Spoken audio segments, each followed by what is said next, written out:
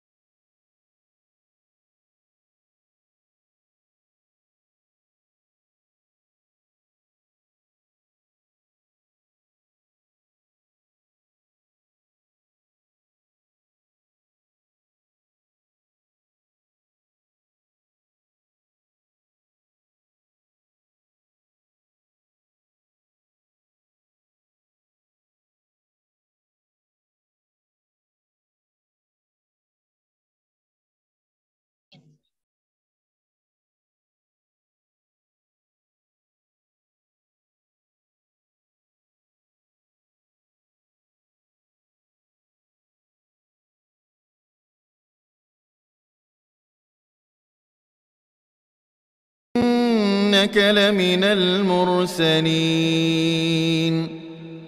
على صراط مستقيم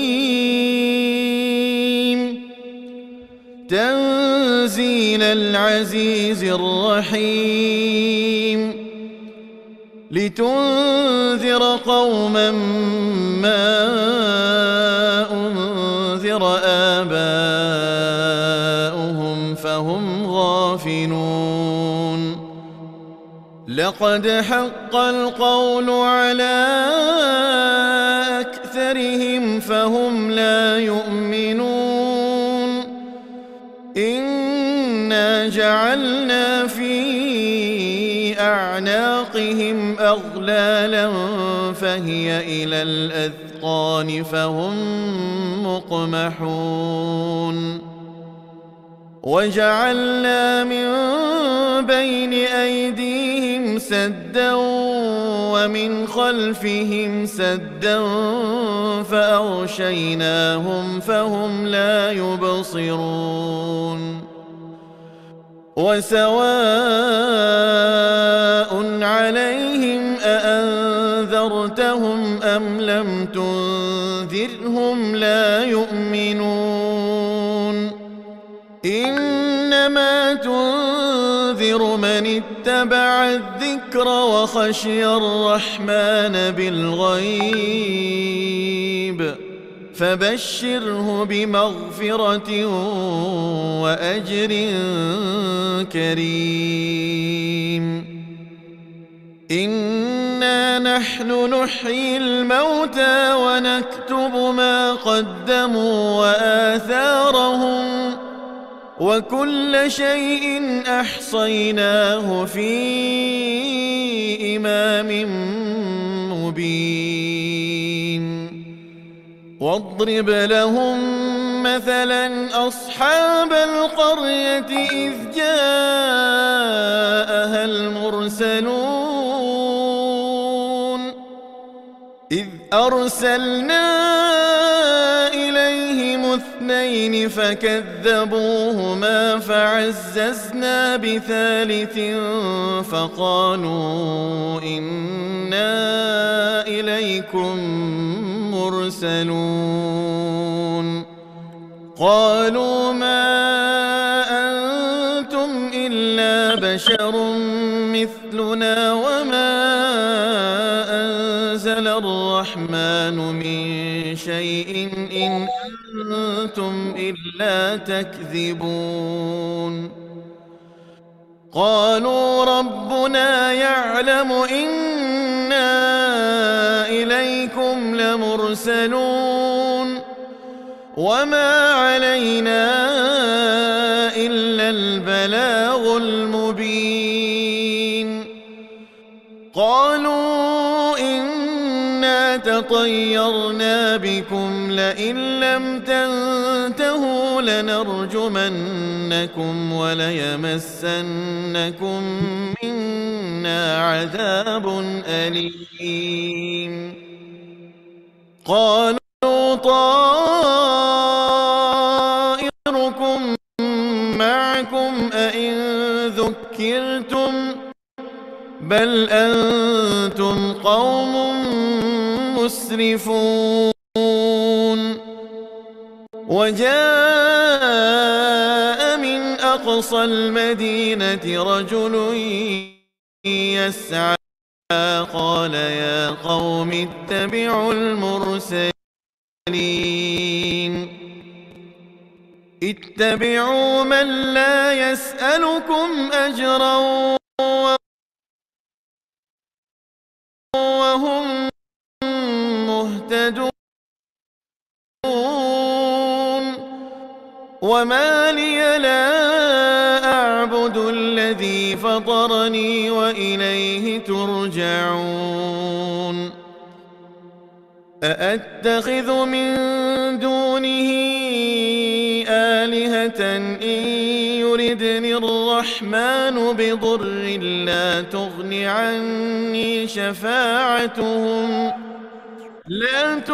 عني شفاعتهم شيئا ولا ينقذون إني إذا لفي ضلال مبين إني آمنت بربكم فاسمعون قيل ادخل الجنة قال يا ليت قومي يعلمون بما غفر لي ربي وجعلني من المكرمين وما أنزلنا على قومه من بعده من جند من السماء وما كنا منزلين إن كانت إلا صيحة واحدة فإذا هم خامدون يا حسرة على العباد ما يأتيهم من رسول إلا كانوا به يستهزئون ألم يروا كم أهلكنا قبلهم من القرون أنهم إليهم لا يرجعون وإن كل لما جميع لدينا محضرون وآية لهم الأرض الميتة أحييناها وأخرجنا منها حبا فمنه يأكلون وجعلنا فيها جنات من نخيل وأعناب وفجرنا فيها من العيون ليأكلوا من ثمره وما عملته أيديهم أفلا يشكرون سبحان الذي خلق الأزواج كلها مما تنبت تنبت الأرض ومن أنفسهم ومما لا يعلمون وآية لهم الليل نسلخ منه النهار فإذا هم مظلمون والشمس تجري لمستقر لها ذلك تقدير العزيز العليم والقمر قدرناه منازل حتى عاد كالعرجون القديم لا الشمس ينبغي لها أن تدرك القمر ولا الليل سابق النهار وكل في فلك يسبحون وآية لهم أنا حملنا ذريتهم في الفلك المشحون وخلقنا لهم من مثله ما يركبون وإن نشأ نغرقهم فلا صريخ لهم ولا هم ينقذون إلا رحمة منا ومتاعا إلى حين وإذا قيل لهم اتقوا ما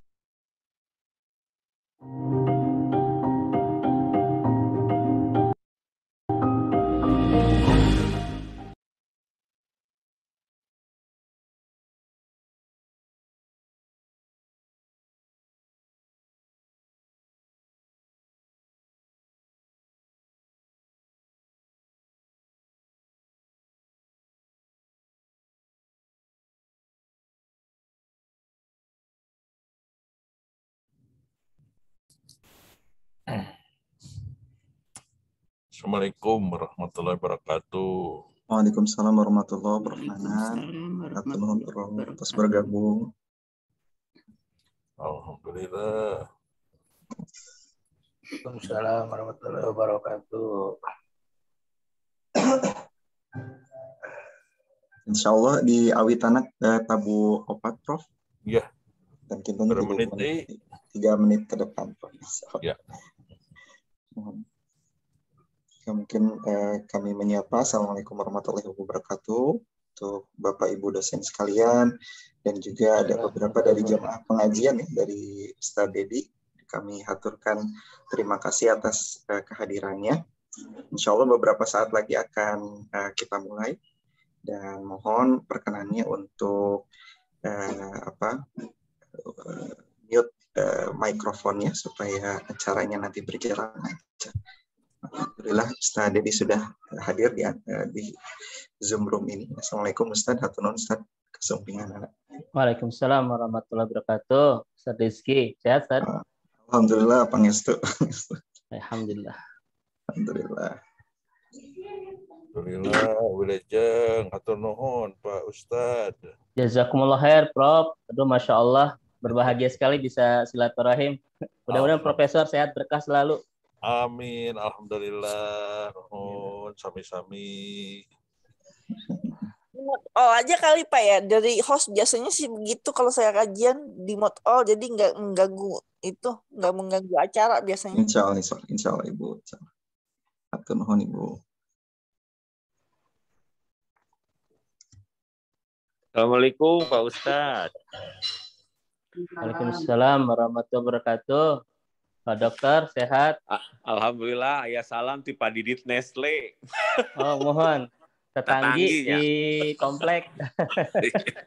Bareng Yes. waktu umroh. Tadi kata beliau salam buat Pak Dokter katanya. Alhamdulillah. Assalamualaikum. Waalaikumsalam warahmatullahi wabarakatuh. Assalamualaikum. Waalaikumsalam warahmatullahi wabarakatuh. Ismail, sehat Dok? Alhamdulillah sehat. Bu, Ciki. Ismet. Pak Dekan. Alhamdulillah. Sih kalau yang berteriak Ismet. Suaranya paling kencang. Kerasnya Ce. Kena ngomai ke tariknya, Cek. Semua. Damang Prof Nanan. Alhamdulillah, kumaha Cek Damang? Nanan Sukarwana. Enggak, bukan.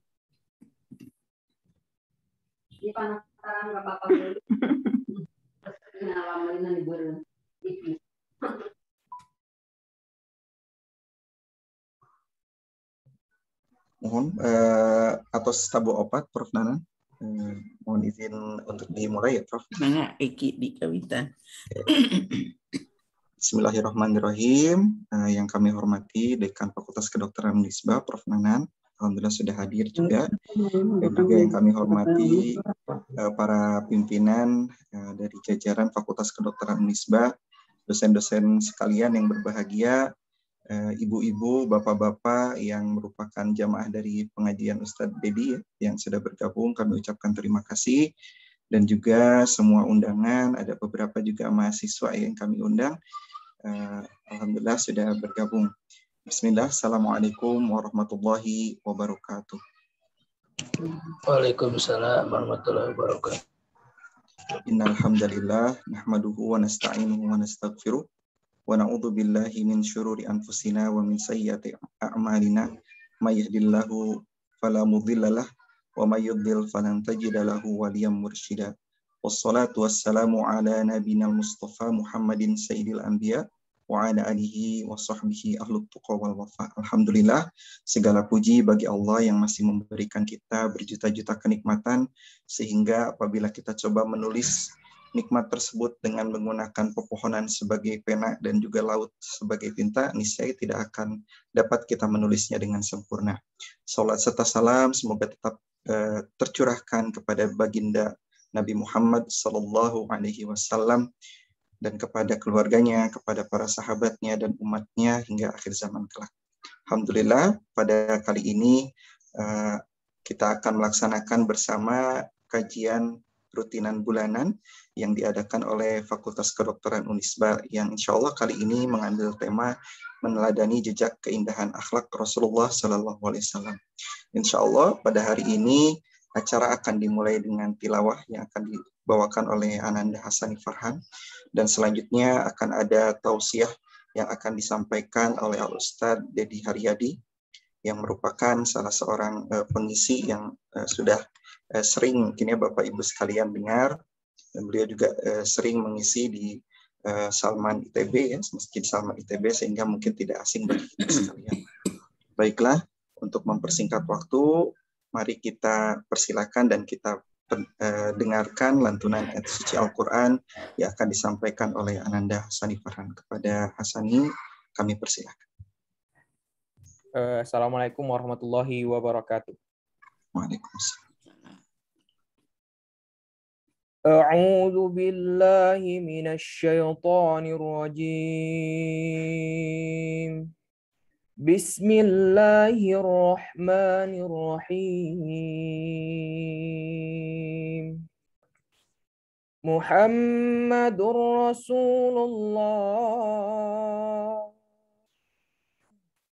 walladzina ma'ahu asyidda'u 'alal kuffari ruhama'u bainahum تراهم ركعا سجدا يبتغون فضلا من الله ورضوانا سيماهم في وجوههم من أثر السجود ذلك مثلهم في التوراة ومثلهم في الإنجيل كزرع أخرج شطأه فآزره فاستغلظ فاستوى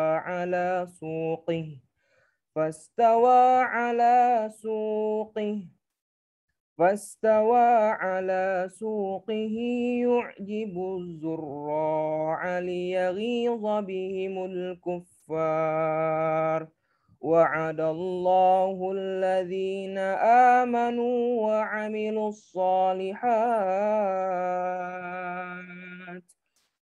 وعملوا الصالحات منهم مغفرة وأجرا عظيما صدق الله العظيم.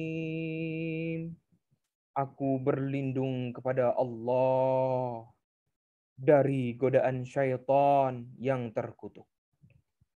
Dengan menyebut nama Allah yang Maha Pengasih lagi Maha Penyayang.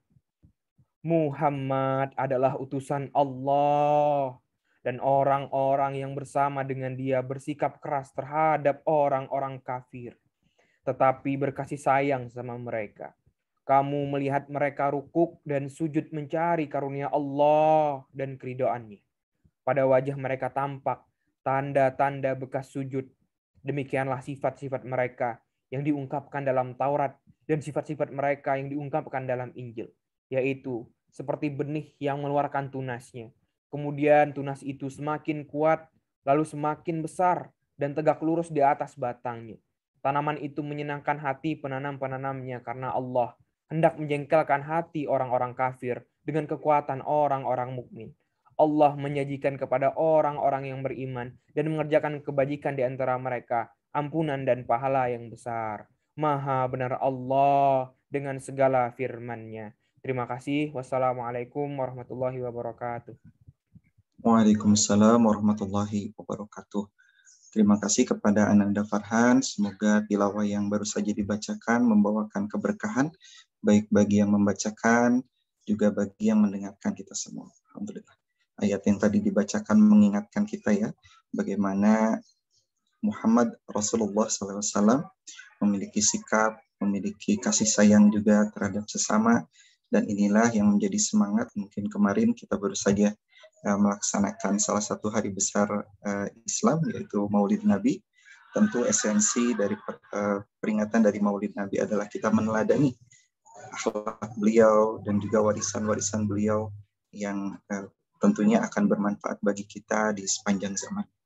Oleh sebab itu, salah satu usaha dan ikhtiar kita dalam meneladani akhlak beliau, tentunya kita harus mengenal siapa beliau, apa saja yang beliau lakukan, keindahan perilaku apa saja yang beliau tampilkan yang dapat kita tiru dan juga kita aplikasikan dalam kehidupan kita sehari-hari. Oleh sebab itu, kami persilahkan kepada Ustadz Didi Haryadi untuk memberikan tausiah kepada kita semua. Tafadhal Ustadz. Baik, Ustadz Rizky, Jazakallahu khair, mohon izin. Prof. Nanan, mohon izin untuk memulai. Baik, bismillahirrahmanirrahim.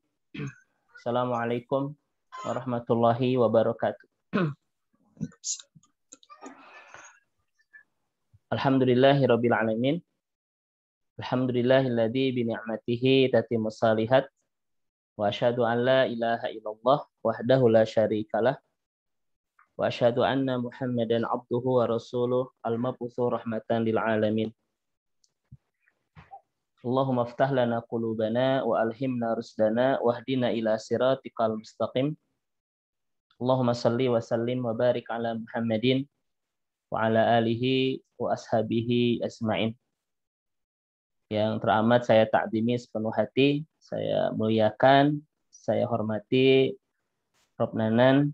Semoga senantiasa sehat, baik, berkah selalu. Juga Ustadz Rizky yang memandu kita di kajian sore hari ini. Juga semua sivitas akademika di Fakultas Kedokteran Unisba yang saya tidak bisa sebut satu persatu. Semoga senantiasa semuanya sehat, baik, berkah. Juga ibu dan bapak yang Allah rahmati dan Allah berkahi, puji dan syukur hanya milik Rabb kita Allah Subhanahu wa taala yang senantiasa selalu dan terus-menerus menghunjam indahkan di kedalaman hati kita nikmatnya iman, lezatnya hidayah, dan menakjubkannya hidup di jalan-jalan kebaikan, sehingga kita terus bisa mengubah setiap nikmat dan anugerah yang tercurah, bahkan terus menderas tiada henti dalam hidup kita, menjadi bulir-bulir ketaatan terbaik dan terindah kita kepadanya. Mudah-mudahan pertemuan indah iman kita sore hari ini untuk menaut hati, mengeja cinta, bertolabul ilmi, mengenang sosok manusia agung Rasulullah SAW. Mudah-mudahan pertemuan indah kita sore hari ini Allah catat menjadi bagian terbaik dari amal soleh kita semua. Bagian terindah dari ampunan dosa-dosa kita dan bagian tersempurna dari cara Allah Subhanahu wa taala untuk memataskan kita semua menjadi ahli surga. Ibu dan Bapak yang Allah rahmati dan Allah berkahi, kebanyakan kajian kita hari ini saya mengambil referensi dari buku yang sangat indah ditulis oleh seorang pakar sejarah yang sangat luar biasa dan sekarang masih hidup, yaitu Dr. Ragib Ashurjani. Judulnya adalah Uswatun lil Alamin. Uswatun lil Alamin. Baik, Ibu dan Bapak yang Allah rahmati dan Allah berkahi, sore hari ini kita akan bertutur halus, berkisah indah, bercerita ringan tentang a'dhamur rajul mundu khalaqa Adam ila yaumil qiyamah. Kita akan bertutur halus, bercerita indah ya tentang sosok laki-laki yang disebut oleh ahli sejarah dengan a'dhamur rajul. Laki-laki yang paling agung. Mundu khalaqa Adam ila yaumil qiyamah. Sejak diciptakan Nabi Adam sampai nanti hari kiamat. Tidak ada laki-laki yang paling agung, Ustaz Rizky, sejak zaman Nabi Adam sampai hari kiamat, kecuali laki-laki yang insya Allah kita akan kenali di sore hari ini ya. Ini sebetulnya sebuah ajakan buat kita semua. Kalau kita bercerita tentang orang, jangan menceritakan orang biasa ya, tapi ceritakanlah orang-orang yang luar biasa agar menjadi inspirasi dan motivasi besar. Kalau kita menceritakan orang-orang biasa, jatuhnya gibah nanti ya. Bahkan kita lihat Ibu dan Bapak yang Allah rahmati dan Allah berkahi, saking a'dhamnya, saking mulianya dan saking agungnya laki-laki ini, maka namanya senantiasa disematkan dengan nama Allah Subhanahu wa taala yang sering kita sebut setiap hari. Ketika kita azan, ketika kita sholat, ketika kita bersyahadat, nama laki-laki ini senantiasa kita kaitkan, kita sandingkan, kita bersamakan dengan nama Allah Subhanahu wa taala. Makanya hari ini adalah pertemuan yang sangat luar biasa karena kita sedang akan bertutur halus tentang laki-laki yang sangat luar biasa. Kalau kita mah laki-laki biasa, Ustaz Rizky ya. Baik, inilah seorang laki-laki yang sangat mulia dan agung yang namanya senantiasa disematkan dengan nama Allah Subhanahu wa taala yang sering kita sebut setiap hari, Masya Allah. Asyhadu an la ilaha illallah wa asyhadu anna Muhammadar Rasulullah. Bahkan kata Dr. Ali As-Salabi, seorang mu'arikh, seorang sejarawan kelas dunia saat ini, beliau mengatakan laki-laki agung ini adalah as'adur rajul fil alam. Laki-laki yang paling bahagia di dunia. Makanya kalau ada pertanyaan, siapakah laki-laki yang paling bahagia di dunia? Suami saya, Ustadz. Nah, itu berarti hoax ya. Bukan suami kita tidak bahagia, tetapi memang ada laki-laki yang paling bahagia melebihi laki-laki di semesta ini, yaitu adalah Rasulullah Shallallahu Alaihi Wasallam. Ini kalau kita kaji secara lebih dalam, kenapa beliau itu laki-laki paling bahagia di dunia? Ini butuh kajian ya yang sangat khusus gitu. Yang jelas Bapak Ibu sekalian, beliau adalah athqalu amanah, yang paling berat beban hidupnya, yang paling berat ujian hidupnya, walakin mubassiman wajhahu, tetapi paling mula senyum wajahnya. Coba rasakan Bapak Ibu sekalian, laki-laki yang paling berat amanah hidupnya, yang paling berat beban hidupnya, tetapi paling murah senyum wajahnya. Dua kalimat ini sangat indah, Ustaz Rizky. Ya. Kalaulah beban Rasulullah ini diberikan kepada kita semua, tidak ada yang sanggup Bapak Ibu. Mungkin kita akan segera melambaikan tangan ke kamera ya, karena tidak kuat gitu. Tidak ada laki-laki yang paling berat amanah hidup, tetapi tidak ada laki-laki yang paling murah senyum wajahnya, kecuali baginda Rasulullah Shallallahu Alaihi Wasallam. Ya, kita mah kadang ngurus satu istri, ngurus dua anak, ngurus satu toko ya, sudah kehilangan senyuman di wajah kita. Bibir sudah flat, zigzag, wajah sudah rudet begitu Ustaz Rizky ya. Tetapi Rasulullah SAW sangat luar biasa, Bapak Ibu sekalian. Inilah makanya pertemuan sore hari ini menjadi pertemuan yang sangat luar biasa, karena kita akan sedang berkisah indah tentang laki-laki yang sangat luar biasa, Rasulullah Shallallahu Alaihi Wassalam, yang nanti kita akan dapatkan banyak inspirasi yang sangat dahsyat, sangat luar biasa berdasarkan buku yang ditulis oleh Ustaz Ragib Asyurjani. Baik, Ibu dan Bapak yang Allah rahmati dan Allah berkahi. Yang kedua, sore hari ini kita akan bertutur halus, berkisah indah, bercerita ringan tentang laki-laki yang disebut dengan sirratul rajul alladzi yu'tis syafa'ah likulil umam yaumal qiyamah. Masya Allah. Hari ini kita akan bercerita tentang seorang laki-laki agung yang tidak hanya agung, tetapi laki-laki ini akan memberikan syafaat buat kita nanti di hari kiamat. Makanya Ibu dan Bapak yang dirahmati dan diberkahi Rabb kita Allah Subhanahu wa taala, beliau nanti disebutkan di surah At-Taubah ayat 128. Beliau adalah azizun alaihim. Beliau yang sangat menginginkan kebaikan dalam kehidupan kita. Ya, makanya ketika Rasul dalam sebuah kisah sebagaimana yang diriwayatkan oleh Imam Muslim dari Anas bin Malik, itu berderai air mata, Bapak Ibu. Dan para sahabat pun ikut berderai air mata. Tetapi mereka bingung, menangis dalam kebingungan. Kenapa Rasul menangis? Dan ketika selesai menangis, Rasul mengatakan, waditu qad ra'ayna ikhwanan. Aku sangat merindukan bertemu saudara-saudaraku. Dan ini hadisnya panjang, saya tidak akan bahas karena bukan kajian kita hari ini. Dan ternyata kerinduan Rasulullah itu adalah rindu kepada kita semua. Bayangkan Bapak Ibu sekalian, 15 abad yang lalu, ada seorang laki-laki yang menangis karena merindukan kita. Pertanyaannya adalah air mata kita selama ini jatuh untuk siapa, kan begitu? Air mata Rasul jatuh merindukan kita, air mata kita jatuh karena banyak masalah ya. Makanya kan kemarin kita bahas Bapak Ibu sekalian dalam sebuah diskusi tentang bab sholat ya. Boleh nggak kita menangis dalam sholat? Itu dibahas oleh ulama-ulama kontemporer. Mal hukum al-buka fis shalah. Apa hukum menangis ketika sholat? Dan ternyata itu dibedah oleh ulama-ulama Saudi. Ternyata hukum menangis dalam sholat ada dua. Yang pertama, kalau menangisnya karena takut kepada Allah itu mubah, boleh. Yang kedua, kalau menangisnya gara-gara ingat banyak masalah dalam sholat, statistik, itu tidak boleh. Pertanyaan saya kepada Bapak Ibu, ketika kita sholat menangis, itu gara-gara takut kepada Allah, gara-gara ingat banyak masalah. Sudah kelihatan jawaban wajah-wajahnya di sini ya. Bapak Ibu yang dirahmati Allah Subhanahu wa taala. Air mata Rasulullah jatuh gara-gara menginginkan kebaikan dalam hidup kita.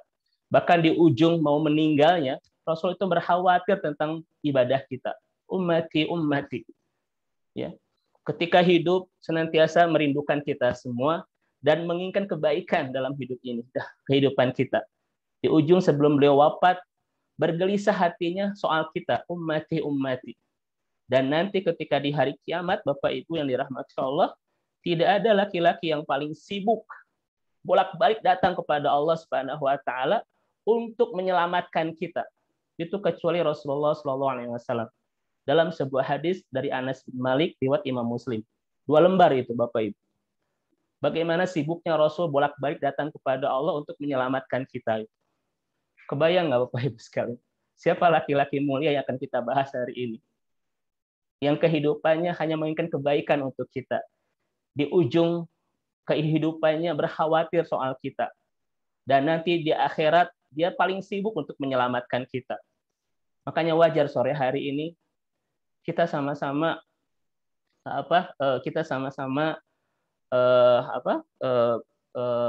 menghadirkan sosok laki-laki yang sangat mulia ini, Masya Allah ya. Kan air mata itu ada 2 Bapak Ibu. Ada air mata gara-gara su'ur imaniyah, sensitivitas iman. Ingat Allah, kita nangis. Ingat dosa, kita nangis ya.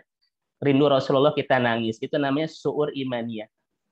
Tetapi juga ada air mata yang disebut dengan air mata cengeng, Ustaz. Yaitu keinginan maksimalis, kemampuan minimalis, akhirnya melankolis, jeriku air. Itu air mata cengeng ya. Rasulullah SAW adalah laki-laki yang pernah jatuh air matanya merindukan kita. Itulah laki-laki yang luar biasa. Bapak Ibu mulai kita belajar untuk menjatuhkan air mata untuk orang yang pernah jatuh air matanya gara-gara kita. Ya, itu Rasulullah SAW. Yu'ti syafa'ah yaumal qiyamah. Tidak hanya agung, tidak hanya mulia, tetapi beliau pun yang akan memberikan syafaat untuk menolong kita nanti bahagia di akhirat.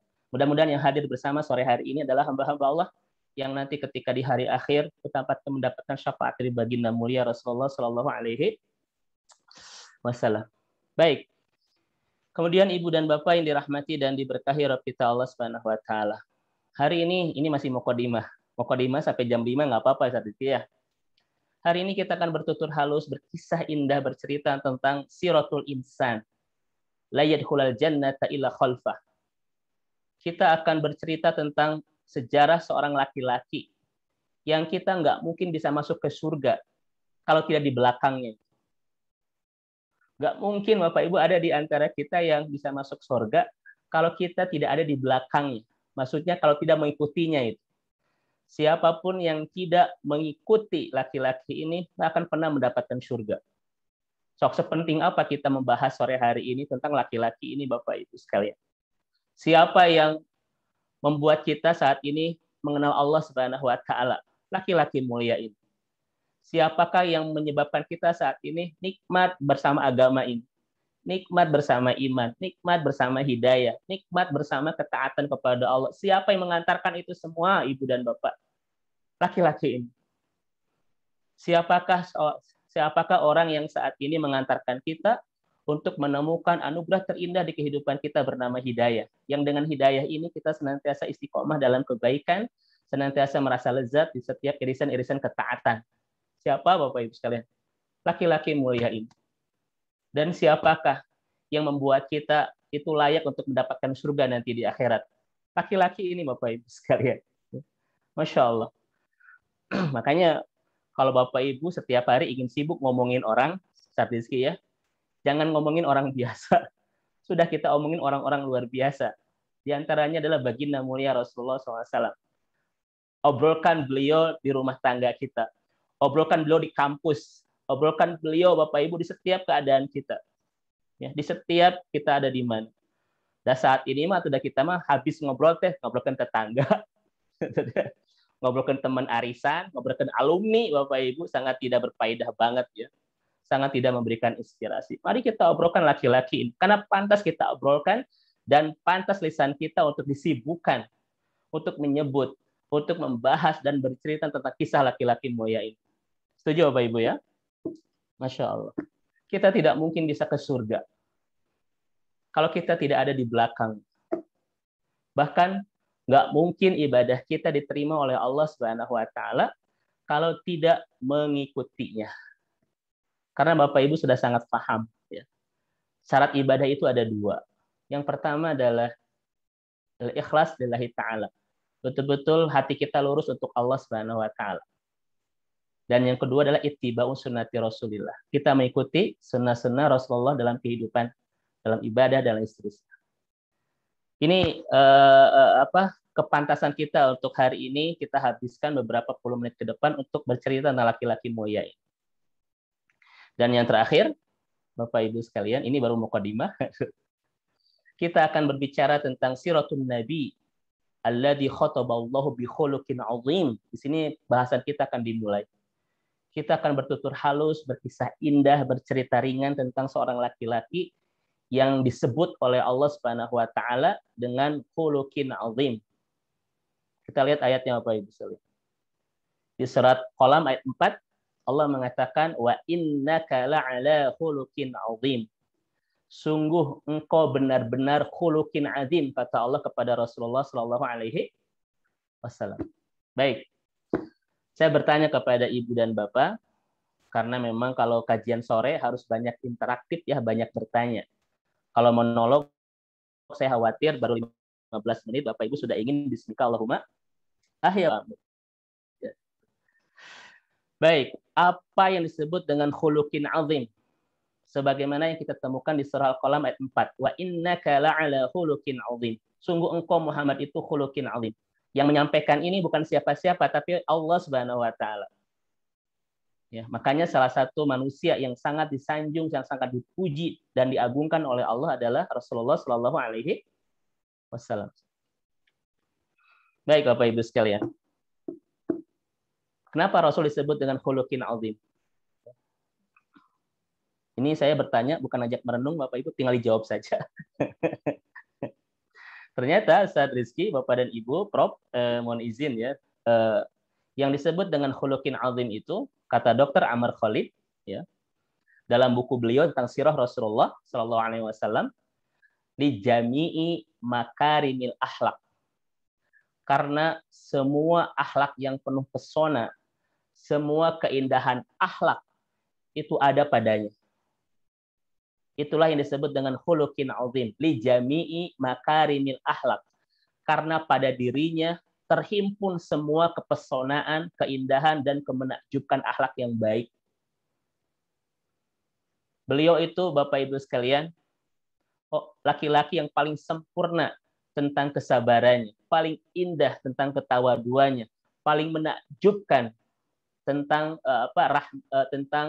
tentang rahmatnya, paling sempurna tentang kejuhudannya, kewaroannya, paling indah bagaimana membangun hubungan dengan keluarganya, paling luar biasa membangun hubungan dengan tetangganya, paling istimewa bahkan membangun hubungan dengan orang-orang di luar agama ini. Tidak ada, Bapak Ibu tidak akan menemukan sebuah kisah tentang kepesonaan akhlak yang begitu dahsyat kecuali ada di diri laki-laki agung ini bernama Rasulullah Shallallahu Alaihi Wasallam. Inilah yang disebut dengan khuluqin azim, terhimpun semuanya keindahan akhlak. Ya. Sampai-sampai Allah mengatakan laqad kana lakum fi Rasulillah uswatun hasanah. Bahkan Bapak Ibu sekalian, di surah Al-Haqqah ayat 40 ini ada ayat sangat luar biasa. Allah mengatakan apa? Innahu laqaulu rasulin karim. Allah langsung sebut beliau dengan Rasulin Karim, Bapak Ibu. Ya. Sungguh Al-Quran itu benar-benar wahyu yang diturunkan kepada Rasulun Karim. Kepada Rasul yang Karim. Coba, tadi saya sudah bahas tentang khuluqin azim. Apa maknanya? Sekarang saya ingin bertanya kepada Bapak Ibu, kenapa Rasulullah disebut dengan khuluqin karim atau Rasulin Karim? Ustaznya banyak nanya, nggak apa-apa Bapak Ibu sekalian. Kalau monolog saya khawatir, saya masih di depan laptop, Bapak Ibu sudah ke Sidratul Muntaha. Padahal kita sedang membahas Maulid loh, bukan Isra Mi'raj ya. Yang disebut dengan Rasul Karim itu, Ustaz Rizky, Bapak Ibu, diantaranya adalah Dr. Amr Khalid dalam buku Bismika Nahya. Beliau mengatakan, Al-Karim setidaknya memiliki dua makna. Yang pertama adalah man kana lahu suratun hasanah. Laki-laki yang memiliki wajah yang sangat penuh pesona, yang sangat tampan, yang penuh daya pikat. Itu namanya karim. Makanya kita menemukan sebuah kisah Yusuf ayat 31. Ketika Yusuf lewat, perempuan-perempuan di istana, Bapak Ibu sekalian, melakukan dua hal, ya, yang itu di luar nalar.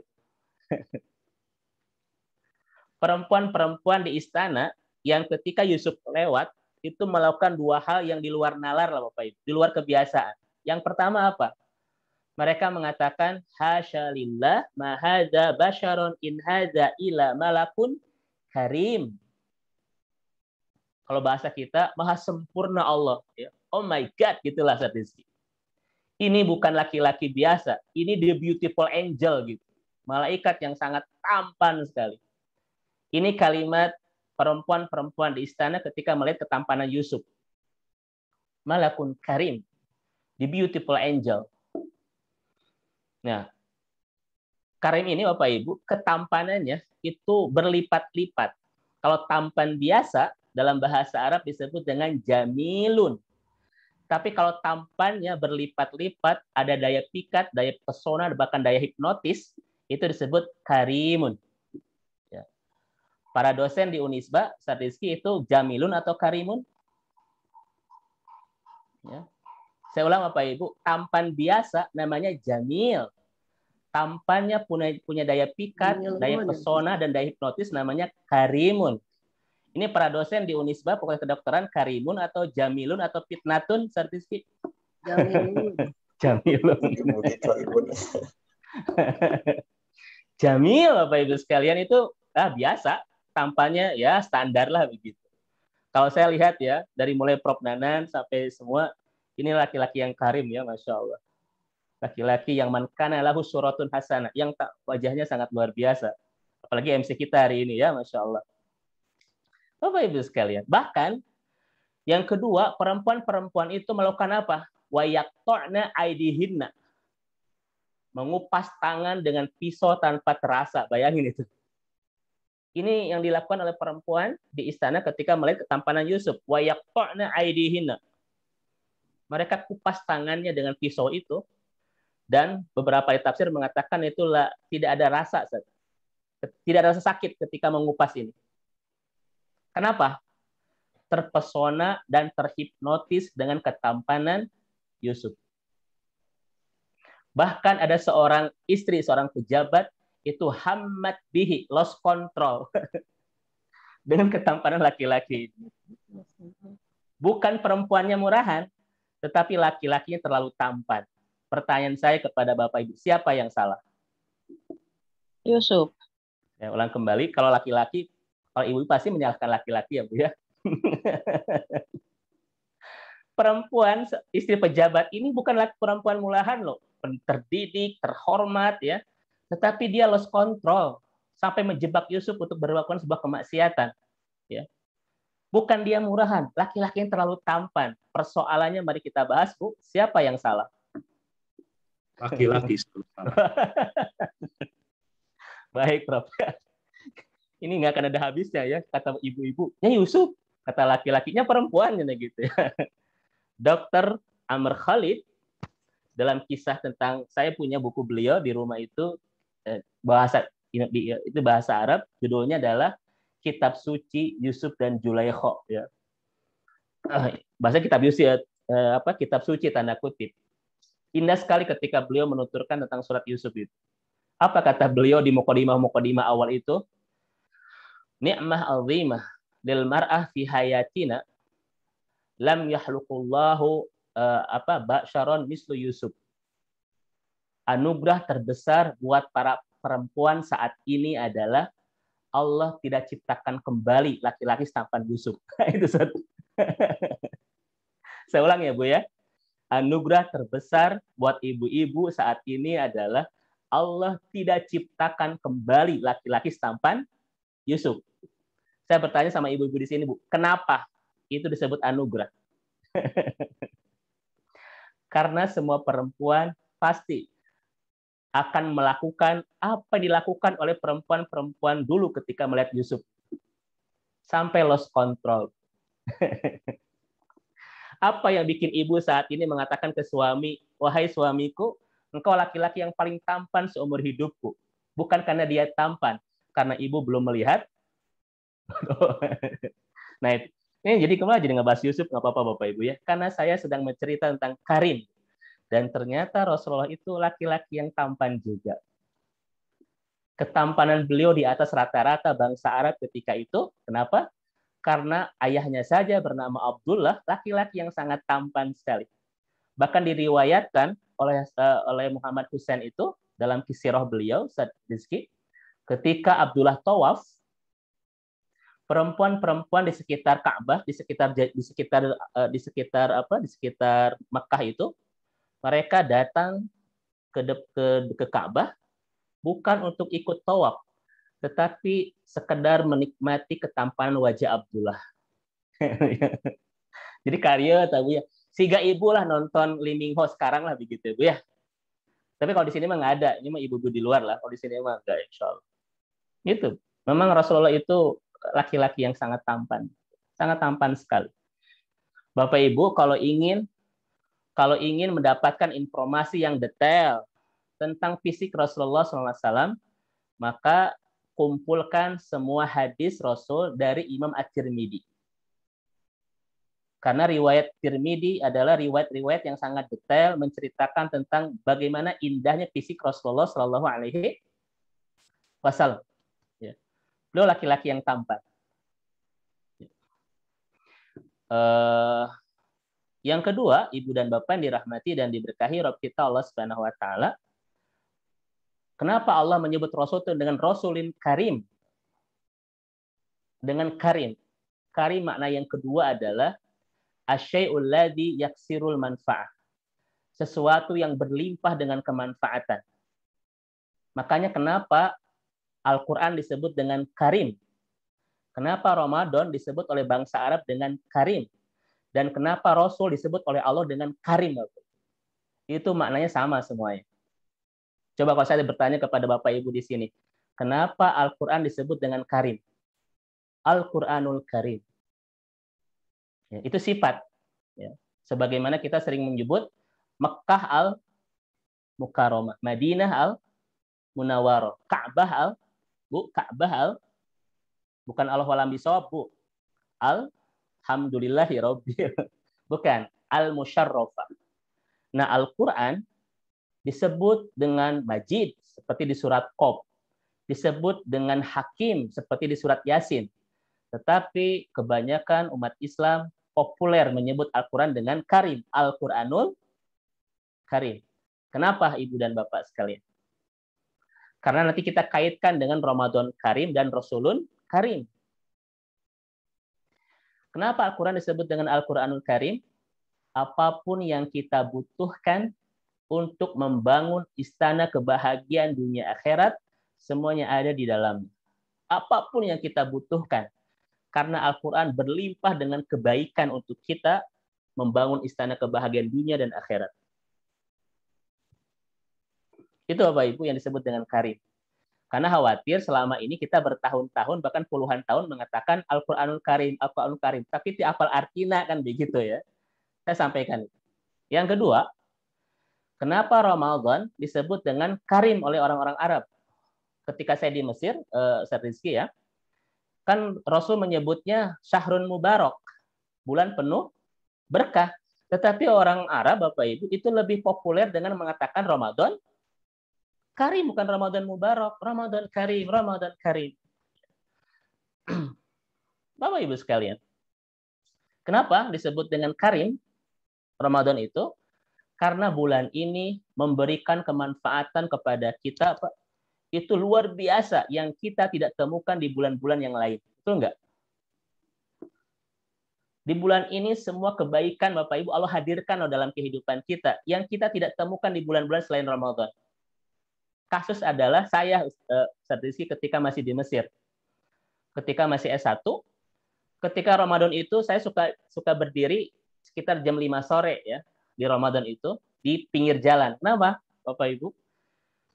Karena orang-orang Mesir ketika Ramadan berubah menjadi orang-orang Karim. Wah, mereka bawa beras, mereka bawa minyak, bawa uang untuk mencari orang yang bisa dikasih. Dan favorit mereka adalah mahasiswa Indonesia. Saya bocorkan. Mungkin di wajah kami penuh dengan keimanan, bukan penderitaan ya.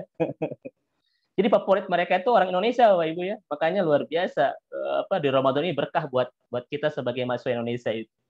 Mereka berubah menjadi orang-orang Karim selama Ramadan itu. Berubah menjadi orang-orang yang dermawan. Masya Allah. Tetapi Bapak Ibu jangan berharap di luar Ramadan sok berdiri jam 4 sore atau jam 5 sore di jalan.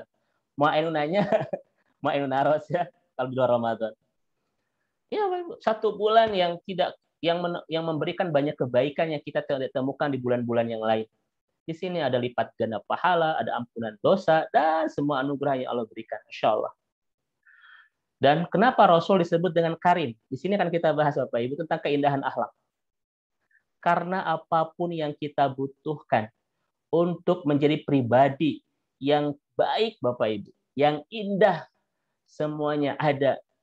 Kebutuhan itu tersedia di Rasulullah Shallallahu Alaihi Wasallam. Siapa yang ingin menjadi orang yang sabar?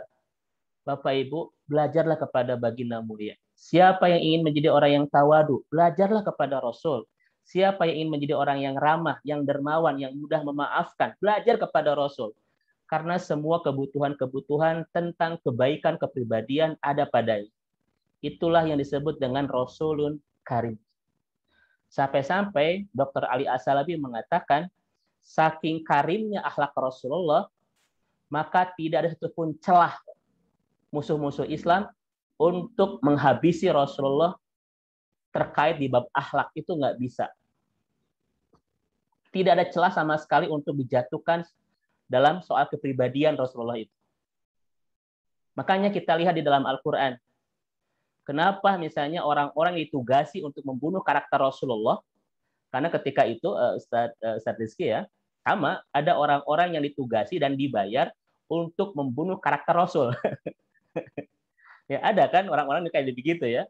Bunuh karakter dia ya. Bunuh karakter, jelekan citra dia. Kan ada orang yang profesional di bab itu ya. Baik. Itu zaman jahiliyah juga terjadi seperti itu. Ada orang-orang yang memang ditugasi khusus spesialis untuk menjatuhkan dakwah Rasul dengan cara salah satunya adalah membunuh karakter baik Rasulullah. Bapak Ibu menemukan apa dalam Al-Quran? Menemukan apa? Cuma 3 loh. Majnun, kemudian sahir, kemudian kahin. Rasulullah itu cuma orang gila.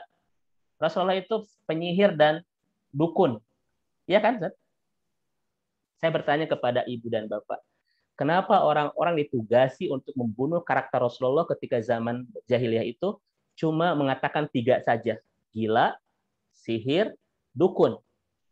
Kata Dr. Ragib Asyurjani, Bapak Ibu, karena mereka tidak menemukan celah untuk menghabisi Rasulullah terkait bab kepribadian.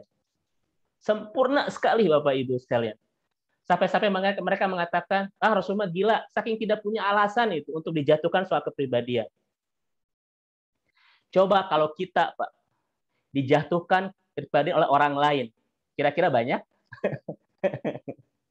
Belikan, pundungan, baperan, kita kan banyak ya gitu ya. Segala nggak budal Bapak Ibu. Rasulullah nggak ada celah sama sekali. Betapa indah akhlak yang dibangun oleh Rasulullah SAW sehingga tidak bisa dijatuhkan soal akhlak. Kita betapa banyak bolong-bolong, betapa banyak ruang-ruang yang bisa dijatuhkan oleh orang terkait bab akhlak itu. Ya nggak? Si ibu iya mah, saya tahu belikan. Ibu iya mah naon temperamen. Si ibu iya mah naon gampang. Bapak Ibu banyak sekali. Rasulullah nggak ada, Bapak Ibu. Nggak ada yang bisa dijatuhkan terkait bab akhlak itu. Sampai-sampai kenapa cuma 3 kata? Gila. Gila itu bukan penistaan kepada Rasulullah, Bu. Gila ini saking tidak ada alasan untuk menjatuhkan baginda mulia terkait bab kepribadian. Bapak Ibu sekalian. Ini makanya siapa yang menulis 100 tokoh ternama di dunia teh, Ustaz Rizky? Hurt siapa? Michael Hurt itu lihat ya badan Bapak Ibu sekalian. Ya. Dia menempatkan Rasulullah SAW, tadi orang Yahudi kan, orang Nasrani Koptik ya kalau nggak salah. Dia menempatkan Rasulullah SAW itu memang di nomor pertama. Salah satunya adalah orang berpengaruh di dunia dengan kehebatan ininya. Masya Allah. Ini yang disebut dengan Rasulun Karim. Ya. Baik. Kita masuk Ibu dan Bapak yang dirahmati Allah Subhanahu wa taala. Ya. Saya belum bercerita tentang bagaimana tentang kisah-kisah beliau tentang keindahan ini ya. Saya baru bangun dulu konsepnya dulu. Ada sebuah ayat yang perlu kita renungkan di dalam Al-Quran untuk membedah sebuah kepesonaan, keindahan, dan kemenakjubkan kepribadian Rasulullah SAW yang mungkin tidak dimiliki oleh manusia-manusia yang lain di kolong langit ini, Bapak Ibu. Masya Allah. Khuluqin azim. Wa ma arsalnaka illa rahmatan lil alamin. Kenapa Rasulullah SAW itu Bapak Ibu begitu hebat akhlaknya? Karena beliau diutus untuk menjadi rahmat. Wa ma arsalnaka illa rahmatan lil alamin. Karena Rasulullah diutus untuk menjadi rahmat bagi semesta ini. Nah, pertanyaan saya kepada Ibu dan Bapak, apa hubungan akhlak yang baik dengan rahmat untuk semesta alam? Kenapa akhlak Rasul begitu indah dan begitu penuh pesona? Karena beliau diutus untuk menjadi rahmat bagi semesta.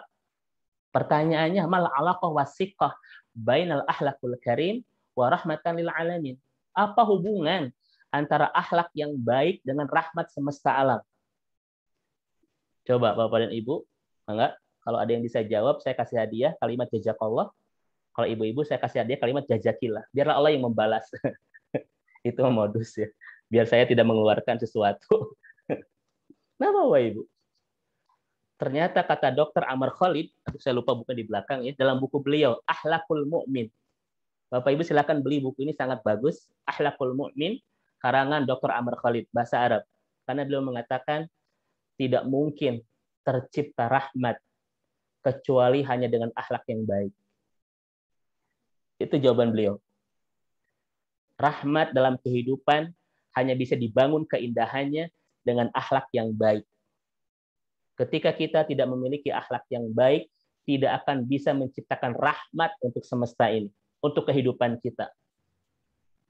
Kasus Bapak Ibu, di rumah tangga, ketika suaminya tidak memuliakan istri, dan ketika istrinya pun tidak taat sama suami, kira-kira dalam pernikahan mereka ada rahmat tidak? Gak akan mungkin. Semahal apapun pernikahan mereka, ya, secantik apapun paras istrinya, dan setampan apapun paras suaminya, ketika mereka tidak memiliki akhlak yang baik, nggak bisa meledakkan rahmat di kehidupan dan di pernikahannya itu. Karena rahmat tidak terlahir dari kepesonaan fisik kita, dari kemewahan pernikahan kita, tetapi rahmat hanya bisa diledakkan, dimekarkan kuncup-kuncupnya di pernikahan kita hanya dengan akhlak yang baik di antara kita. Makanya Bapak Ibu sekalian, saya bertanya kepada Ibu dan Bapak, tolong dijawab. Rasul pernah bertanya, Rasul mengatakan dalam sebuah hadis, siapa laki-laki yang paling baik di mata Allah itu? Ibu, Mbak, saya bertanya, bukan ajak merenung. Rasulullah. Siapa laki-laki yang paling baik di mata Allah? Yang baik kepada Yang istrinya. paling baik pada istrinya. Masya Allah. Khiyarukum linisaihim. Yang paling baik kepada istrinya. Pertanyaan kedua, siapa perempuan yang paling baik di mata Allah? Istri yang taat pada suami. Yang bisa membahagiakan suaminya. Dua-duanya bab akhlak loh. Keterbaikan seorang laki-laki di mata Robnya itu dilihat dari bagaimana cara dia memuliakan pasangan hidupnya. Dan kebaikan seorang perempuan di mata Robnya sangat bergantung bagaimana cara dia membahagiakan suaminya loh. Betul Bapak Ibu? Apa kata Rasul? Tasurruhu idza nadara. Seorang perempuan yang terbaik di mata Allah itu yang menyenangkan suaminya. Ya. Bu, kalau Ibu pakai kerudung nih Bu ya. Ibu pakai kerudung, disimpan bunganya di sini Bu ya. Dijepit, jadi dia pot natah gitu ya. Siram gitu. Kalau suami seneng nggak apa-apa Bu. Ya, karena keterbaikan kita mah bukan oleh yang lain, tetapi oleh suami. Ibu pakai pasmina Bu, dibulat-belit sampai wajah segede kieu ya. Kalau suami seneng nggak apa-apa. Ya, karena keterbaikan kita mah di mata Allah terkait dengan seorang laki-laki bernama suami, ya. Bukan suami yang lain. Nah, ini jadi ngebahas ke sana, saudara. Ini orang yang dirahmati Allah ya. Bab akhlak itu dua-duanya, sehingga bisa menghadirkan rahmat itu. Rahmat tidak akan tercipta ya. Ustadz mau nanya, tadi kan kalau laki-laki yang baik terhadap istrinya. Ya. Kalau sama orang tuanya atau ibunya gimana? Jadi diutamakan yang mana? Nanti kita bahas di ujungnya Bu ya. Boleh? Ya, nggak apa-apa. Boleh. Di sesi pertanyaan ya. Baik. Sampai mana tadi Bu? Saya teh. Oh ya. Ternyata dua-duanya keterbaikan kita di mata Allah itu ditentukan oleh sehebat apa kita memuliakan pasangan kita. Bahkan kata Rasulullah SAW mengatakan apa? Wahai para suami, irfaq bil qawarir. Wahai para suami, berlemah lembutlah kepada gelas-gelas kacamu. Berlemah lembutlah kepada gelas-gelas kacamu. Dan kita sangat paham kenapa siapa gelas-gelas kaca itu? Ya istri. Ya.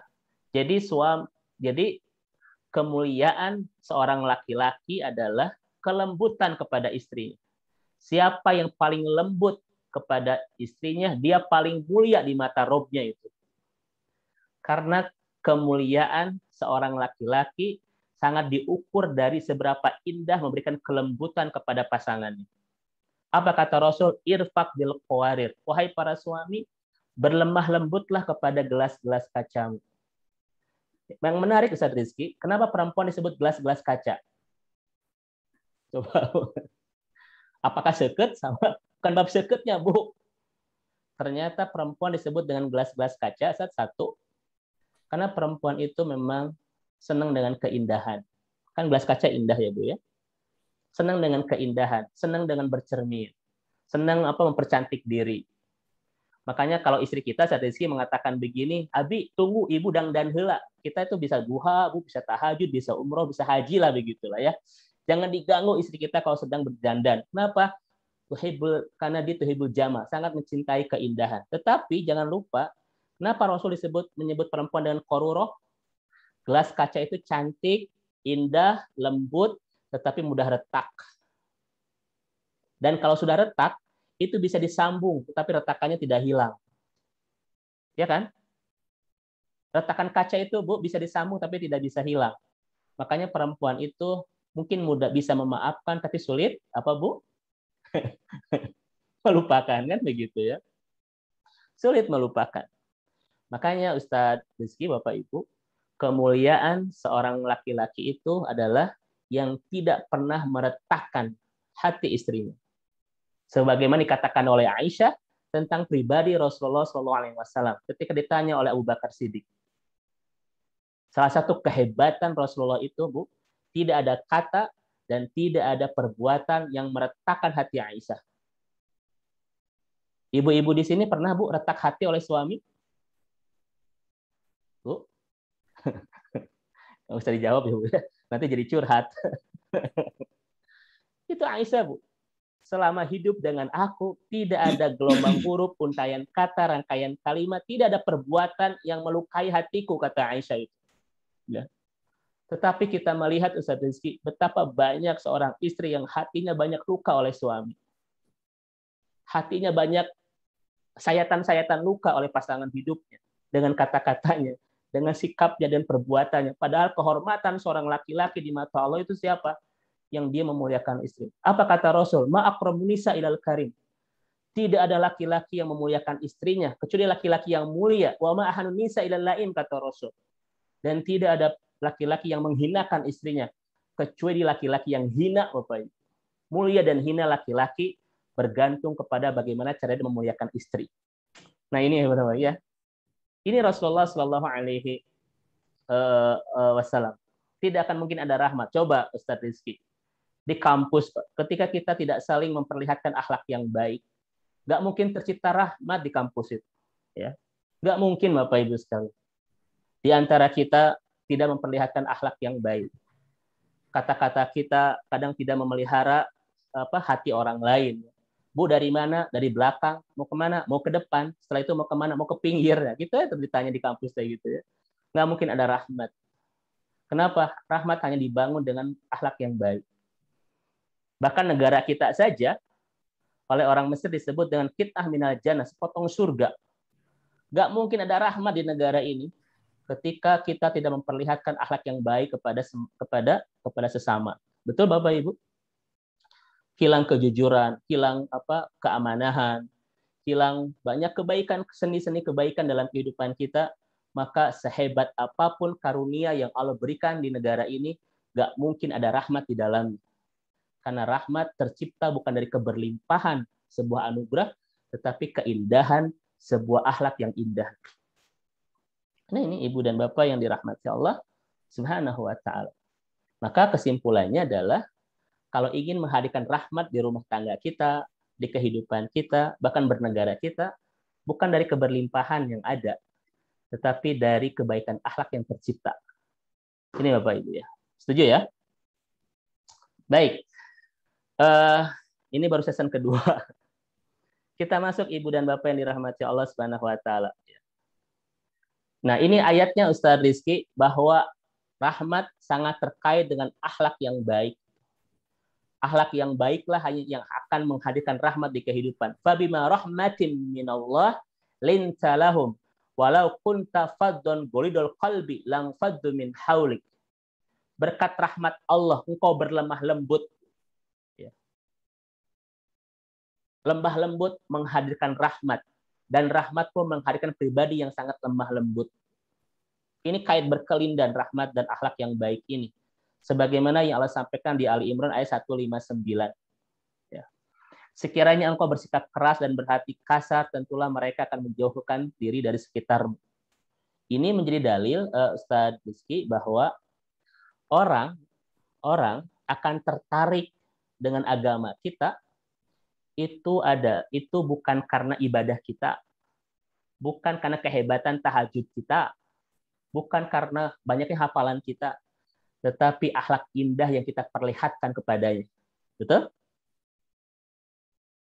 Dan ternyata kalau kita lihat Rasulullah SAW banyak menggetarkan hati menemukan hidayah, itu ternyata dari keindahan akhlak Rasulullah SAW.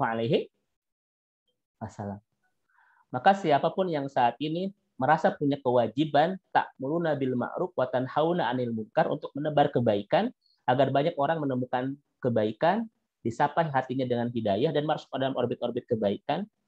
Maka satu Bapak Ibu sekalian, kewajiban kita adalah kita tampakkan akhlak yang baik. Kenapa? Karena ini ayatnya yang akan menghadirkan rahmat di kehidupan orang itu, termasuk banyak hati yang pada tertarik dengan agama ini adalah dengan akhlak itu. Ya, Al-Imran ayat 159. Baik Ibu dan Bapak yang dirahmati Allah Subhanahu wa taala. Dan inilah sosok Rasulullah Shallallahu alaihi wasallam. Allah sampaikan dalam satu ayat dan ini cukup untuk menggambarkan siapa Rasulullah SAW itu. Laqad ja'akum rasulun min anfusikum azizun 'alaihim ma anittum harisun 'alaikum bil mu'minina raufur rahim. Bapak Ibu ya. Sungguh telah datang kepadamu seorang rasul dari kaummu sendiri yang sangat empati Bapak Ibu. Yang sangat indah empatinya itu, yang sangat hebat. Yang menginginkan kebaikan, keselamatan buat umatnya. Yang penuh, yang sangat penyantun dan penuh kasih sayang kepada kita. Yang luar biasa empatinya. Yang sangat menginginkan kebaikan bagi kita. Yang sangat penyantun dan sangat penyayang. Tergambarkan dengan 3 kata ini. Makanya ketika Rasulullah SAW hilang sendal, apa kata Rasulullah? Kalau dia butuh sendal saya, mudah-mudahan berkah baginya. Kalau tidak butuh, mudah-mudahan itu dosa terakhir yang dia lakukan. Tetap kata-katanya indah, walaupun Rasul itu terkecewakan, sendalnya dicuri. Kenapa? Ini ayatnya penuh kasih sayang kepada kita, ya, sangat penyantun, sangat empati dan sangat ingin kebaikan. Coba Bapak Ibu kalau hilang sendal, kira-kira kalimat sama seperti Rasul enggak? Kalau dia butuh sendal saya, mudah-mudahan berkah baginya. Bapak Ibu hilang sepatu, bilang apa? Sing titajong, sing pegat, sing ticalik. Ya. Kenapa?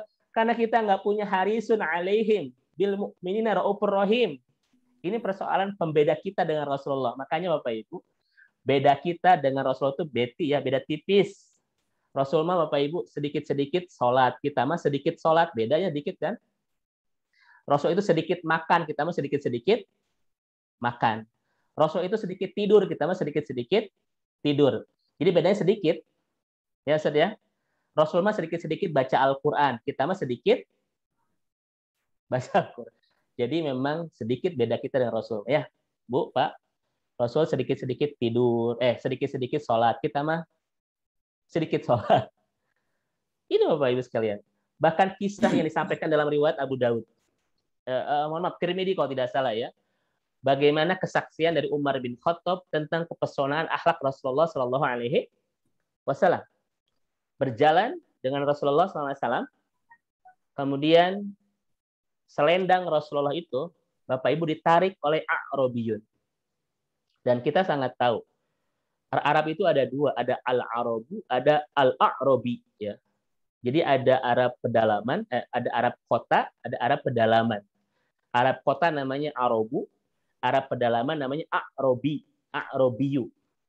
Dan selendang Rasul itu ditarik oleh A'rabi, oleh orang Arab pedalaman. Ya, ketika saya bilang pedalaman, mungkin Bapak Ibu sudah bisa membaca bagaimana kualitas ininya ya, sebagainya. Sampai-sampai Rasul itu pun di lehernya ini, kalau bahasa kita boleksek gitu. What the meaning of boleksek? Lecet. Sampai merah di sini gara-gara kerasnya tarikan selendang orang Arabi itu. Rasul pakai selendang ditarik, Bapak Ibu, dikenyang begitu ya. Sampai-sampai apa kata Umar bin Khattab? Ya Rasulullah, azinli, izinkan aku untuk mentakdib orang ini. Takdib itu hukuman, Bapak Ibu, tetapi untuk mendidik namanya takdib. Ini yang istilah dari Ibnu Qayyim al-Jauziyah, ta'dib. Ta'dib ini menghukum untuk mendidik, namanya ta'dib. Ya Rasulullah, izinkan saya ta'dib orang ini. Umar agak emosi ya, wajar Umar bin Khattab ya. Siapa yang tidak tahu bagaimana sangat cintanya kepada Rasulullah, nggak mau Rasul disakiti oleh orang lain. Tetapi apa yang dilakukan Rasulullah SAW, ibu dan bapak sekalian, ketika Rasul dikenyang selendangnya itu sampai lecet itu, Rasul mendekati orang ini, kemudian memberikan senyum kepadanya, dan memberikan selendang itu. Dalam beberapa tambahan dari para ulama, Rasul tahu orang ini butuh selendang, tapi caranya salah. Maklum ya orang ini ya, orang yang memang mungkin etikanya berbeda lah gitu, karena dari pedalaman. Itu Rasulullah, Bu. Bagaimana kekecewaan berbuah menjadi sebuah kebaikan. Bagaimana membalas keburukan dengan kebaikan. Maka Bapak Ibu kalau ingin mencontoh Rasulullah, ya seperti Rasul. Misalnya Ustaz Rizky naik motor saja, ada yang ngenyang Ustaz. Senyum, dekati orang itu dan berikan motor itu. Selesai Bapak Ibu sekalian ya. Itu Rasulullah SAW. Hebat. Kenapa? Bil mu'minina ra'ufur rahim. Karena yang ada di hatinya itu hanya berlimpah kasih sayang, hanya ingin kebaikan bagi orang lain, dan empati dengan masalah-masalah orang lain. Ini adalah pribadi sosok yang begitu indah. Betapa hebat empatinya, betapa kuat keinginan untuk kebaikan kita, dan betapa hebat penyantun dan penyayangnya. Sampai-sampai Rasul itu orang yang paling mudah membalas keburukan dengan kebaikan. Masya Allah. Kisah menarik Bapak Ibu tentang daging unta, dan ini pun jadi fikih pada akhirnya. Mungkin Bapak Ibu hafal cerita ini kan? Rasulullah dan para sahabat itu makan daging unta. Setelah maghrib ya, sebelum menjelang Isya. Semuanya makan daging unta. Dan menjelang waktu Isya, Rasul mencium wangi yang tidak sedap. Ada yang kentut.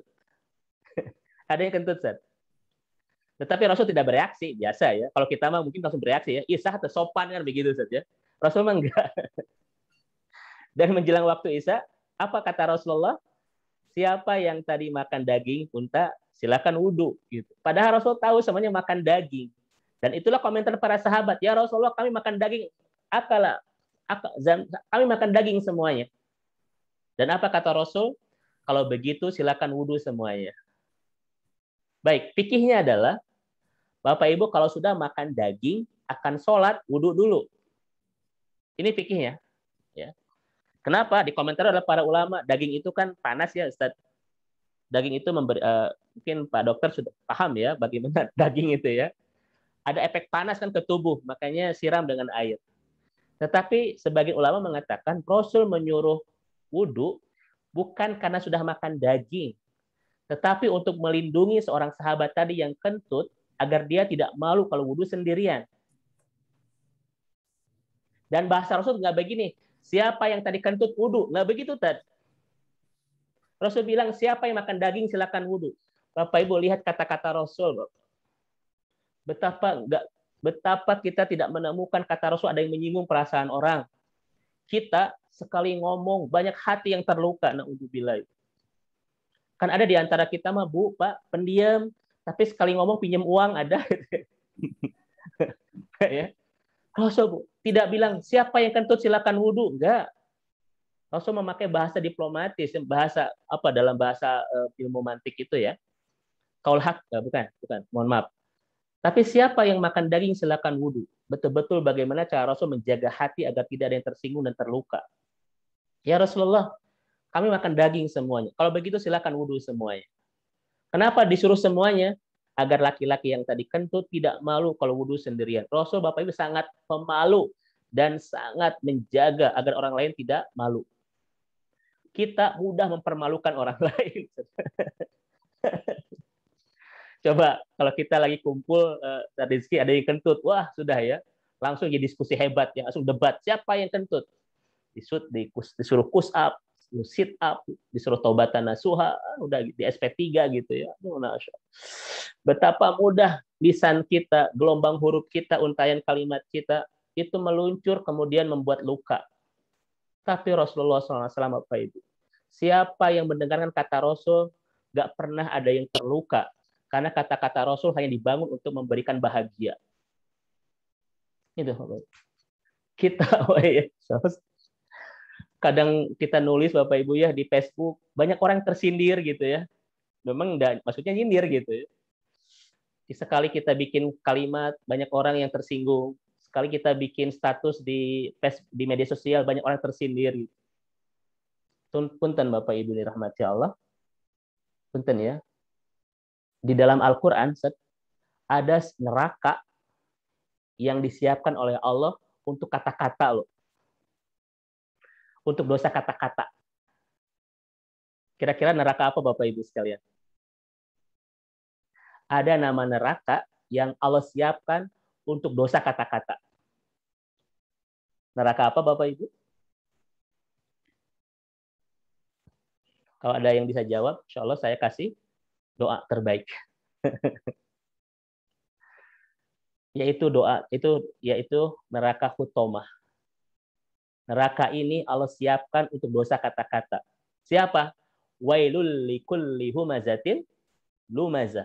Dan lihat beberapa ayat ini, hutomah. Mereka akan dilemparkan neraka hutomah. Siapa? Humazah, lumazah. Apa itu humazah, lumazah? Kata-kata yang merendahkan orang dari belakang dan merendahkan orang dari depan. Itu namanya humazah, lumazah. Makanya Bapak Ibu yang dirahmati Allah, kata-kata ini memang tidak ringan Ustadz Rizky ya. Tetapi luar biasa hisabannya. Bahkan makanya kita lihat kisah Rasulullah misalnya di sini. Nah ini Bapak Ibu ya. Nah ini kisah Rasulullah SAW tentang bab kata-kata. Kenapa Bapak Ibu? Karena memang perbaikan yang harus kita mulai ya dari kehidupan kita itu sebagian dikatakan oleh misalnya Dr. Muhammad Imaro itu mulai perbaiki kata-kata kita kepada orang lain. Karena Rasul itu mengajari kita ketika menyiapkan diksi kata, itu tidak pernah ada hati yang terluka. Karena Rasul bertujuan membangun kata untuk menciptakan bahagia. Aisyah itu pernah bercerita kepada Rasulullah SAW. Cerita tentang istri Rasul yang lain, namanya Sofiyah.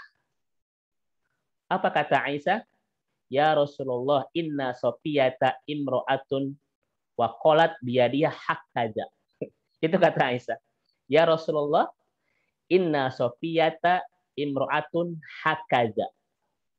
Ya Rasulullah, Sofiyah itu istrimu adalah adalah perempuan yang hakaza. Hakada itu segini ya atau begini.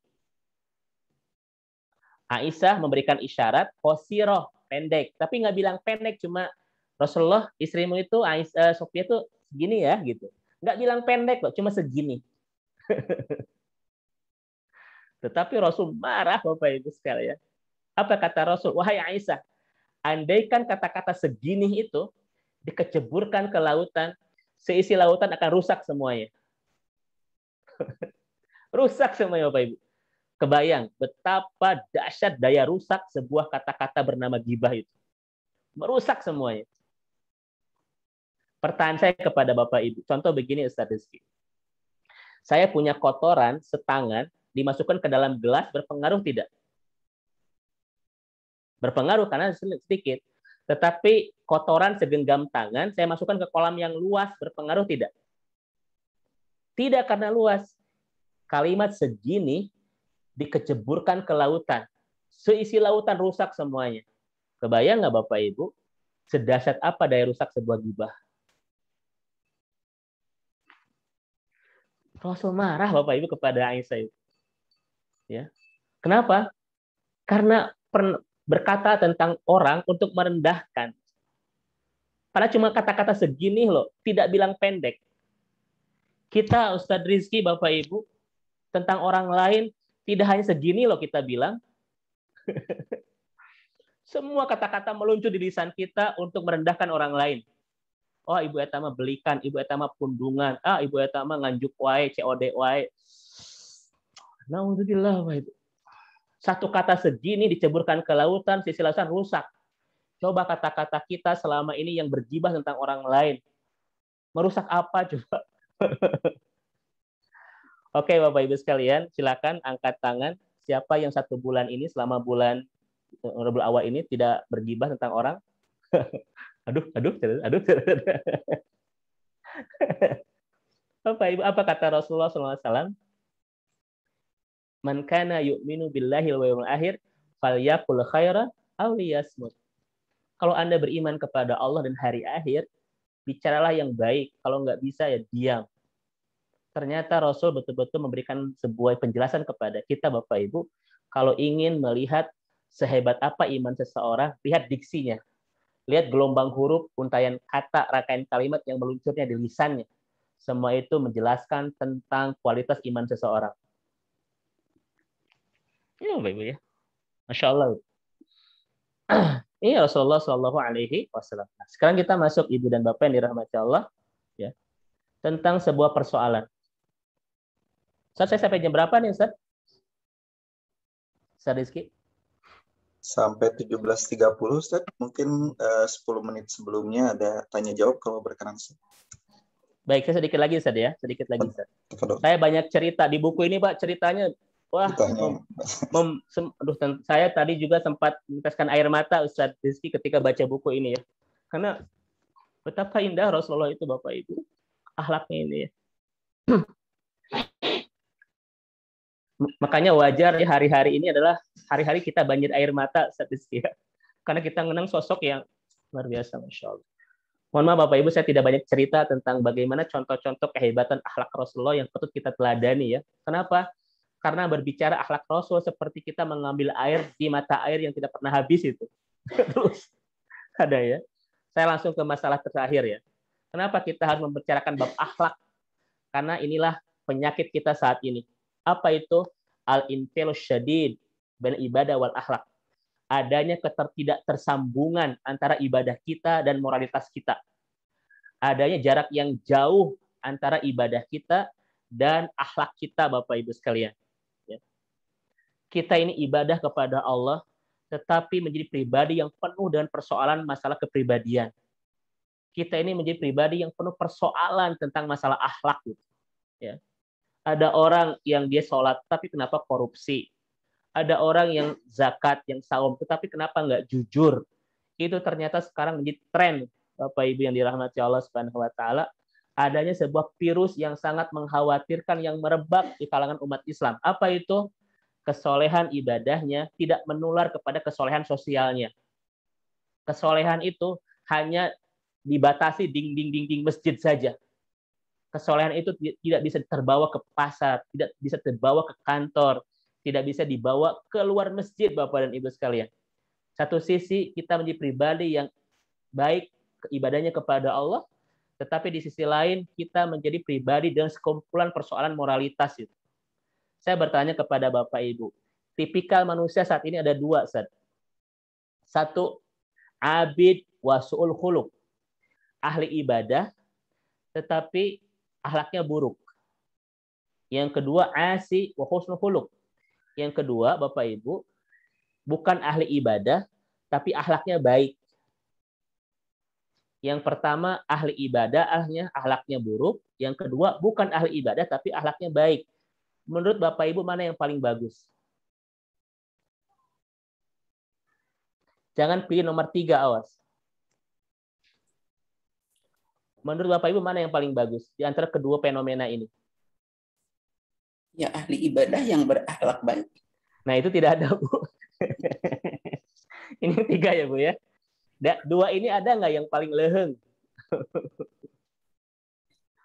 Ternyata kata Dr. Amar Khalid, Bapak Ibu sekalian, tidak ada yang baik. Dua-duanya sama dalam keburukan. Kenapa? Karena persoalan akhlak nggak bisa dipisahkan dari ibadah kita. Nih, apa kata Rasulullah SAW? Akmalul mu'minin imanan ahsanuhum khalqan. Yang paling hebat iman seseorang itu yang paling baik akhlaknya. Ini kata Rasulullah SAW. Bahkan dalam beberapa hadis Rasul, hampir semuanya, ketika berbicara tentang kehebatan iman, ketika berbicara tentang kepesonaan ibadah, dan ketika berbicara tentang kelayakan menjadi penduduk surga, semua hadis itu, Bapak Ibu, dikaitkan dengan keindahan akhlak loh. Semuanya itu. Coba lihat hadis ini. Barang siapa yang beriman kepada Allah dan hari akhir, jangan sakitin tetangga. Betul nggak, Ustaz? Ini kisahnya apa, Bapak Ibu? Kisahnya adalah soal seseorang, apa yang disebut dengan nyakitin tetangga itu, seorang yang masak, asapnya masuk ke rumah tetangganya, tanpa dihantarkan makanan itu. Tetangga waruku hasib. Itu ternyata namanya nakitin. Makanya Bapak Ibu hati-hati, kita ini men-share kebahagiaan hidup kita. Hati-hati. Karena tidak semuanya orang bahagia. Takut nyakitin loh itu. Itu persoalan iman Bapak Ibu. Apalagi saat ini. Saat dimana kita sedang susah bersama. Jangan pernah memperlihatkan kesempurnaan hidup kita. Kenapa? Karena kita harus menjaga banyak hati saudara-saudara kita. Betul nggak Ustaz Rizky saat ini? Kita tampakkan semua kesempurnaan hidup kita. Kita beli ini, kita beli mobil baru, kita kemana, kita kemana. Saat ini Bapak Ibu nggak layak gitu. Kenapa? Karena kita harus besar empati kita kepada saudara-saudara kita yang lain saat ini sedang susah gara-gara pandemi itu. Dan itu semuanya masuk kepada hadis ini. Nyakitin itu namanya. Ya, naudzubillah min dzalik. Bahkan lihat hadis ini Bapak dan Ibu. Ternyata Rasul mengatakan seburuk-buruk manusia nanti di hari kiamat adalah orang yang ditinggalkan orang lain karena nggak suka dengan kata-katanya, sikap dan perbuatannya. Ternyata kelayakan kita menjadi orang bahagia nanti di akhirat bergantung kepada sebisa apa kita membahagiakan banyak hati dengan akhlak kita. Ya, ini Rasulullah SAW. Makanya kenapa ada orang yang ibadahnya baik tapi akhlaknya buruk? Satu Bapak Ibu, karena tidak belajar kepada Rasulullah SAW. Dia kurang tahu, kurang dapat informasi dari Rasulullah SAW tentang bagaimana cara kita membangun akhlak yang baik. Maka pesan pertemuan kita hari ini adalah, Ibu dan Bapak, kembali kita semangat, kembali kita termotivasi dan terinspirasi untuk menggali, untuk mempelajari, untuk mengambil banyak inspirasi hebat, bagaimana kehebatan akhlak yang pernah diperlihatkan oleh baginda Rasulullah SAW. Kenapa? Karena semua teks-teks dalam ayat, dalam hadis, kehebatan masa depan akhirat kita bukan hanya bergantung kepada keindahan ibadah kita, tetapi kepesonan akhlak kita. Ya, Ustaz ya? Ini yang sampaikan untuk materi kita hari ini, Bapak Ibu. Saya ingin mengasih satu teori dari Yusuf Kordowi, tapi khawatir waktunya habis. Mungkin nanti bisa sampaikan di sesi pertanyaan, insya Allah. Walau alam bisawab, Ustaz Rizky, saya persilahkan. Jazakallah khairan Ustaz Dedi yang telah memberikan kepada kita setitik mungkin ya, atau sepercik kisah hidup Rasulullah yang memang memberikan tuntunan bagi kita bagaimana mulianya akhlak beliau. Maka hendaknya kita juga meneladani salah satu aspek yang penting, yaitu akhlak. Mungkin ini karena keterbatasan waktu, dipersilahkan apabila ada yang ingin bertanya melalui langsung saja raise hand. Di sini ada Ibu Yuniati dan kami mungkin silahkan untuk satu atau dua pertanyaan terlebih dahulu. Monggo Ibu. Ya, terima kasih Pak. Assalamualaikum warahmatullahi wabarakatuh Ustaz. Waalaikumsalam warahmatullahi wabarakatuh. Silakan Bu Yuniati. Saya mau bertanya. Tadi pagi kita ikut kajian bareng ya? Iya, bareng juga. Besok ya, Pak. Enggak, silakan. Saya izin bertanya Pak Ustadz. Untuk meneladani sifat Rasulullah yang Pak Ustadz katakan itu emang ada benarnya juga. Kita tuh, terutama saya itu inginnya seperti Rasulullah. Sifat keseharian saya gitu. Tetapi saya tidak kita kalau berbicara kan tidak merasa benar apa tidak gitu ya Pak Ustadz, apa menyakiti apa tidak. Ternyata kalau penilaian orang, kok kamu suka kalau berbicara suka menyakiti, padahal saya tuh nggak, perasaan saya sendiri itu nggak pernah menyakiti orang, tapi orang itu suka menyakiti hati saya, tapi saya itu benar-benar Pak Ustadz, jadi hatinya suka lama gitu, dendamnya terutama karena orang itu memang masih kerabatan saya sendiri gitu. Jadi kadang-kadang ya saya suka ada rasa keselnya, ada rasa marahnya juga gitu, Pak Ustadz. Jadi saya tuh pengen meneladani sifat seperti Rasulullah itu, kita bagaimana ya Pak Ustadz? Baik. Bijak orang bertanya. Langsung dijawab, Ustadz. Baik. Mungkin disatukan terlebih dahulu, Ustadz, kalau boleh, berkenan. Boleh, silakan, Ustadz. Ya. Selanjutnya mungkin di sini ada Prof. Nanang, kami persilakan terlebih dahulu, Prof. Nanang. Mohon kalau Prof. Nanang, Prof. Nanang tidak boleh bertanya, harusnya bertambah, melengkapi dan mengoreksi, Prof. Melengkapi. Bukan melengkapi, mengoreksi, Prof. Ya, mohon maaf, saya lancang sore hari ini, Prof. Masya Allah. Enggak apa, Ustaz. Baik, saya hanya ingin menyampaikan sedikit. Ada satu yang sangat menarik sekali. Kita semua membutuhkan hal yang simpel, yang sederhana. Contoh yang disampaikan oleh Pak Ustadz tadi itu sangat mudah untuk dipahami, sangat mudah untuk dimengerti. Ini mungkin yang harus kita sama-sama kaji bersama. Yang tadi soal kentut itu, di mana Rasulullah tidak ingin menyakiti hati orang, tidak ingin merusaklah suasana, situasi dan sebagainya. Padahal dia sudah kentut begitu dan semuanya ini. Nah, ini yang hal-hal yang demikianlah yang patut kita pelajari. Hal itu simpel, sederhana, dan itu menunjukkan bagaimana sifat orang itu, keimanannya, akhlaknya, dan sebagainya. Kadang-kadang kan tadi disebutkan oleh Pak Ustadz, sanu hitut ya. Gitu ya. Nah, tapi ini kan satu hal yang sangat ini sekali. Bijak betul loh. Bijak betul. Betul, Masya Allah. Masya Allah. Nah, ini yang mungkin yang saya hanya ingin menekankan di situ saja. Bahwa patutlah kita, apalagi para dokter yang hadir di sini, jadi jangan sampai nanti ke pasien gitu wae mengeluh pisan panas di wah gitu ya. Nah, tidak begitu gitulah ya dihadapin. Nah, ini kan simpel. Rasulullah memberikan contoh yang sangat sederhana. Betul, ya. betul. Tidak mengeluarkan energi yang banyak, tidak menginginkan yang banyak, tetapi itu ininya luar biasa nilainya begitu di mata Allah begitu. Iya. Kan disampaikan begini, jangan pernah menganggap hal yang kecil itu adalah kecil di mata kita, tapi besar di mata Allah. Itu aja, Ustaz. Masya Allah. Bukan mau bertanya. Memang Prof nggak boleh bertanya, tapi harus mengoreksi. Jazakallah ilmunya sore hari ini, Prof. Masya Allah. Mohon Prof. Nanan, beliau juga di fakultas ini salah satu yang menekankan pentingnya akhlak seorang dokter, Ustadz. Masya Allah, Masya Allah. Itu menjadi proyek utama kami untuk membina akhlak para calon dokter. Masya Allah, barakallah. Barakallah, sehat berkah selalu, Prof. Amin. Terima kasih. Amin. Mungkin dipersilahkan satu lagi, di sini ada Bu Atin ya, atau Pak Atin, maaf kalau saya keliru. Mangga, terakhir mungkin. Waalaikumsalam warahmatullahi wabarakatuh. Silakan Ibu. Izin bertanya, kalau seandainya ada seorang suami melarang istrinya untuk pergi ke pengajian tertentu, tertentu dalam tanda kutip video Pak Ustadz, tapi ketika suaminya tidak ada di rumah, istri itu pergi juga ke pengajian tertentu itu, apakah itu dosa atau tidak? Itu aja Pak Ustadz, terima kasih, jazakallah. Assalamualaikum warahmatullahi wabarakatuh. Waalaikumsalam warahmatullahi wabarakatuh. Baik. Jazakallah, boleh dijawab, Ustaz.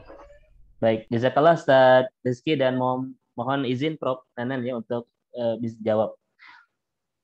Pertama, terkait dengan pertanyaan Ibu Yuniarti, memang inilah tujuan kita sore hari ini ya, untuk belajar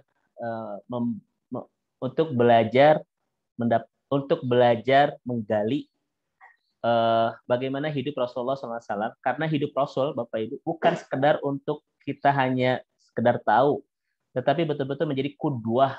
Punten Bapak Ibu. Kalau kita belajar hidup orang lain, sekedar tahu itu cukup. Tetapi Rasul dihadirkan tentang sirahnya itu adalah untuk jadi qudwah, bukan sekedar tahu. Ya, laqad kana lakum fi Rasulillah uswatun hasan. Ada kewajiban kita untuk mempelajari sirah Rasulullah SAW. Kenapa? Karena di dalamnya itu adalah panduan hidup kita untuk menjadi pribadi yang baik, pribadi yang penuh pesona, untuk melayakkan kita menjadi orang yang bahagia nanti di surga. Makanya kalau saya tidak belajar tentang sirah, sejarah hidup Ustaz Rizky, nggak apa-apa. Tidak ada kewajiban. Tapi kita nggak boleh nggak belajar tentang hidup, bagaimana hidup Rasulullah itu menjalani kehidupan. Nggak boleh. Ini sebuah kewajiban. Kenapa? Karena di sana kita akan mendapatkan banyak petunjuk, banyak bimbingan, banyak guidance, banyak banyak informasi bagaimana cara kita menjadi seorang Muslim yang layak untuk mendapatkan kebahagiaan di dunia dan kebahagiaan nanti di akhirat. Ya. Bahkan Bapak Ibu, kalau saya tidak mencintai orang, itu ya nggak jadi masalah. Tetapi kalau saya tidak mencintai Rasul, itu masalah besar soal keimanan. Nggak boleh ada di antara kita yang tidak mencintai Rasul. Kalau saya tidak jatuh cinta kepada, tidak mencintai misalnya Ustaz Rizky ya, itu nggak apa-apa walaupun memang sama Muslim kita saling jatuh cinta Ustaz ya. Karena kehebatan iman itu apa? Mempertautkan hati kita dengan mukmin yang lain. Itu hanya kita temukan dalam keimanan itu. Tetapi kalau kita tidak mencintai Rasul, ini masalah yang sangat berat terkait masalah akidah. Nah ini ya, artinya Ibu Yuniarti, kewajiban kita adalah mempelajari siapa Rasulullah itu, bukan sekadar tahu, tetapi untuk dijadikan panduan hidup kita. Semuanya. Hanya 2 nabi yang harus kita pelajari dengan keseluruhan semua hidupnya adalah Rasulullah dan Ibrahim alaihissalam ya, di dalam Al-Quran itu. Ini yang pertama ya, wajib kita mempelajari sirah Rasulullah. Makanya di Bandung misalnya, Ustaz Rizky, itu sudah banyak kajian-kajian sirah. Ini penting untuk kita pelajari. Ya, yang pertama ini. Yang kedua, terkait dengan pertanyaan dari Ibu Atin ya, Ibu Dokter. Satu, Bu. Dalam hadis tentang perempuan terbaik di mata Allah itu adalah antuti'ahu idza amara, menaati suami. Bahkan dalam hadis riwayat Imam Muslim, seorang perempuan akan masuk ke surga ke pintu mana saja yang dia mau. Di antara pintu-pintu surga itu. Dan ternyata 4 perbuatan yang membuat seorang perempuan bebas masuk ke pintu mana saja di surga nanti, di antaranya adalah taat kepada suami. Ini tekankan dalam banyak riwayat ya, Ibu dan Bapak, taat kepada suami. Ya. Dan kita sangat tahu ternyata laki-laki itu adalah al-insan yubiru syariah. Laki-laki itu bisa mengubah syariat. Contoh, kita melaksanakan saum Senin Kamis nih, Bu, dan suami itu melarang, Ibu jangan saum karena ayah ingin dibarengi makan di Ampera misalnya gitu. Saum Ibu yang dilakukan itu hukumnya sunnah atau haram? Saum yang kita lakukan itu sunnah atau haram? Haram. Kan, Bu. Yang awalnya hukumnya sunnah, tetapi ketika suami tidak mengizinkan gara-gara ada keperluan, maka jatuh hukumnya menjadi haram. Itu hebatnya laki-laki, bisa mengubah syariat. Tetapi nggak boleh yang wajib. Ibu kenapa tidak sholat subuh? Suami saya melarang, kan saya taat sama suami. Itu nggak boleh, Bu. Kalau kewajiban ya. Nah sekarang saya tanya, Bu, ngaji itu wajib nggak? Wajib. Ketika suami itu melarang, apa harus kita lakukan, Bu? Harus nurut. Kenapa?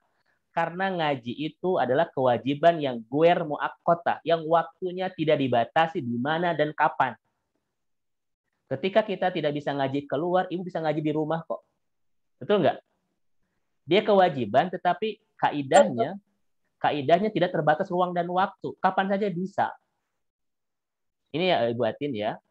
Makanya ketika suami kita tidak mengizinkan untuk keluar rumah untuk ngaji, ya bukan ibadah yang lain, maka kita harus ikut taat sama suami. Kenapa? Ngaji itu wajib, tetapi dia guer muakkotah. Waktunya tidak terbatas dan tempatnya tidak terbatas. Kapan saja, di mana saja kita bisa. Apakah Ibu Atin di rumah bisa nggak kita ngaji? Bisa, tapi bisa. Suaminya kan nggak ada lagi pergi. Nah, satu Bu, satu. Apakah ketika kita ngaji itu ada dalam ridho suami enggak? Enggak. Kenapa? Karena dari awal suami kita sudah tidak membolehkan kita ngaji ke sana. Makanya satu pesannya, perempuan itu akan jadi ahli surga ketika mendapatkan ridho dari siapa? Dari suami. Tetapi Ibu Atin, yang jadi masalah, suami yang kayak gimana yang melarang istrinya beribadah? Nah itu saja. Ini masalahnya. Suami yang kayak gimana yang melarang kita saum? Suami kayak macam apa yang melarang kita ngaji itu? Nah, ini patut kita kaji bersama-sama Ustadz Rizky. Karena suami yang soleh bukan suami yang melarang kita dalam kebaikan. Justru akan mensupport kebaikan-kebaikan kita. Ya. Nah, itu. Ini memang jadi ada PR besar ya bagi seorang istri ketika suaminya melarang istrinya untuk berbuat kebaikan. Ini PR-nya besar. PR-nya adalah bagaimana cara mengantarkan hidayah kepada suami kita. Suami ibu ya, bukan suami kita. Itu PR besar, Bu. Tetapi walaupun ini PR besar dan mudah-mudahan menjadi ladang amal soleh. Ya, karena salah satu ladang amal soleh dari Allah kepada seorang istri adalah diberikan suami yang dengannya kita harus mengajak dia dalam kebaikan. Itu adalah ladang dakwah. Buatin ya. Ini jawaban dari para ulama. Ya. Kalau pengajian tertentu itu Pak Ustadz yang tanda kutip itu gimana? Ya itu yang penting lihat izin suaminya, Bu. Kalau suami tidak mengizinkan, kita bebas, Bu, untuk banyak memilih pengajian yang suami bisa ridho. Suami saya yakin, Bu, nggak ngelarang ibu ngaji di rumah atau nggak ngelarang ibu ngaji di tempat yang lain. Jangan-jangan memang suami ketika melarang itu karena beliau sudah punya penilaian tentang grup ngaji itu ya. Kalaupun menurut kita benar, diskusikan dengan indah ketika ketemu suami. Bapak Ibu, tidak ada masalah yang tidak akan selesai kalau kita diskusi komunikasinya lancar dengan pasangan. Kenapa? Karena pernikahan itu bukan sekedar untuk hidup bersama, bukan sekedar untuk menghadirkan keturunan, tetapi bagaimana bersama-sama membangun ketaatan. Itu inti pernikahan. Bersama-sama membangun ketaatan. Maka kalaupun misalnya suami itu tidak setuju dengan pengajian tertentu, tetapi menurut kita baik, Bu, komunikasikan, presentasikan, yakinkan hati suami. Karena kalau dia setuju akan mengizinkan. Bisa saja masalahnya itu kan, tidak setuju gara-gara mungkin suami sudah punya penilaian lain tentang pengajian itu. Ya enggak? Ya, komunikasikan. Kalaupun pada akhirnya suami tetap tidak mau, Bu, kita banyak alternatif pengajian yang bisa kita nikmatin, yang insya Allah suami ridho. Karena saya tidak tahu masalahnya ya, Bu, ya, jadi saya tidak akan masuk ke dalam itu, tetapi hanya membentukkan rabu-rabu umum saja. Pengajian itu, Bu, sebab kata Kordowi, wajib. Tetapi kita tidak terikat dengan pengajian tertentu, tempat tertentu, waktu tertentu. Kapan kita melaksanakannya bebas. Ini ya buatin ya. Baik. Ya, wayak Ibu jazakallahu khair. Ya.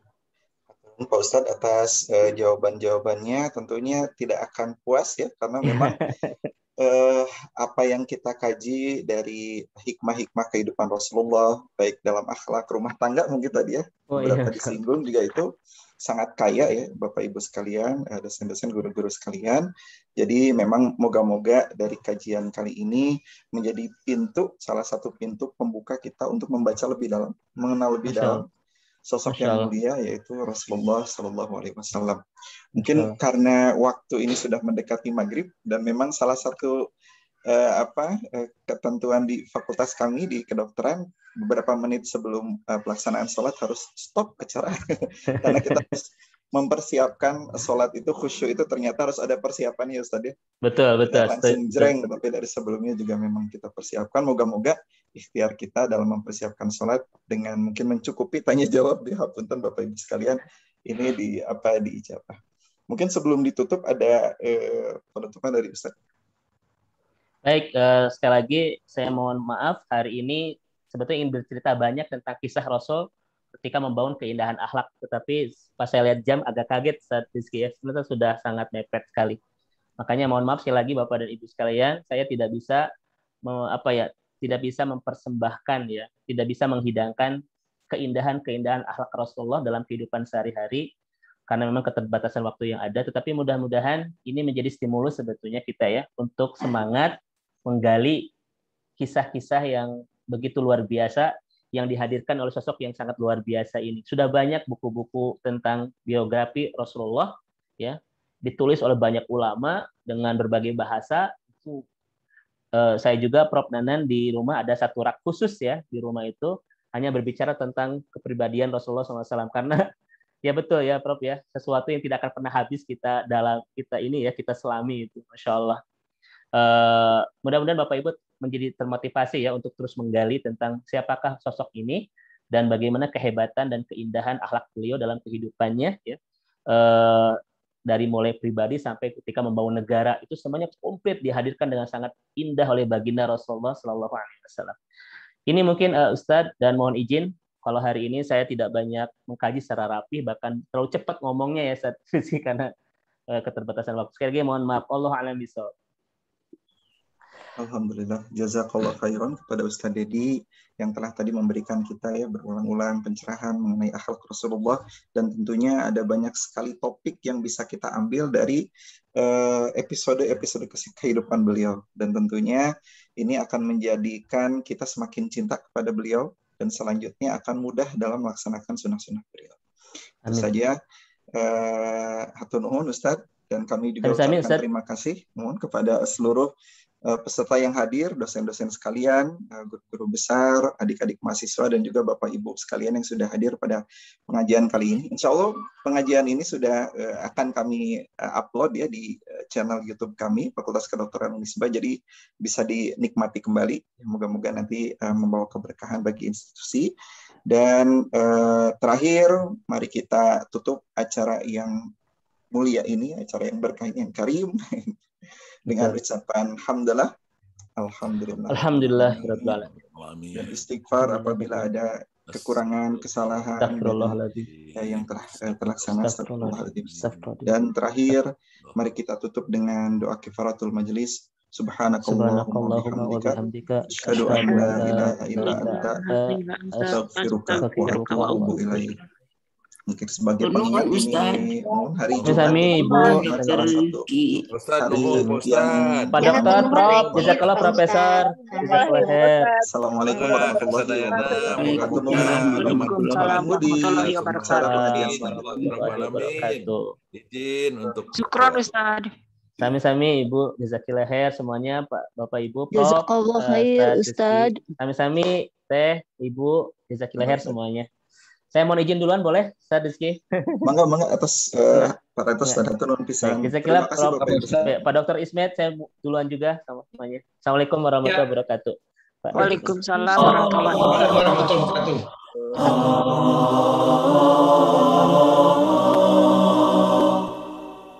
Alangkah indahnya hidup ini, andai dapat ku tatap wajahmu,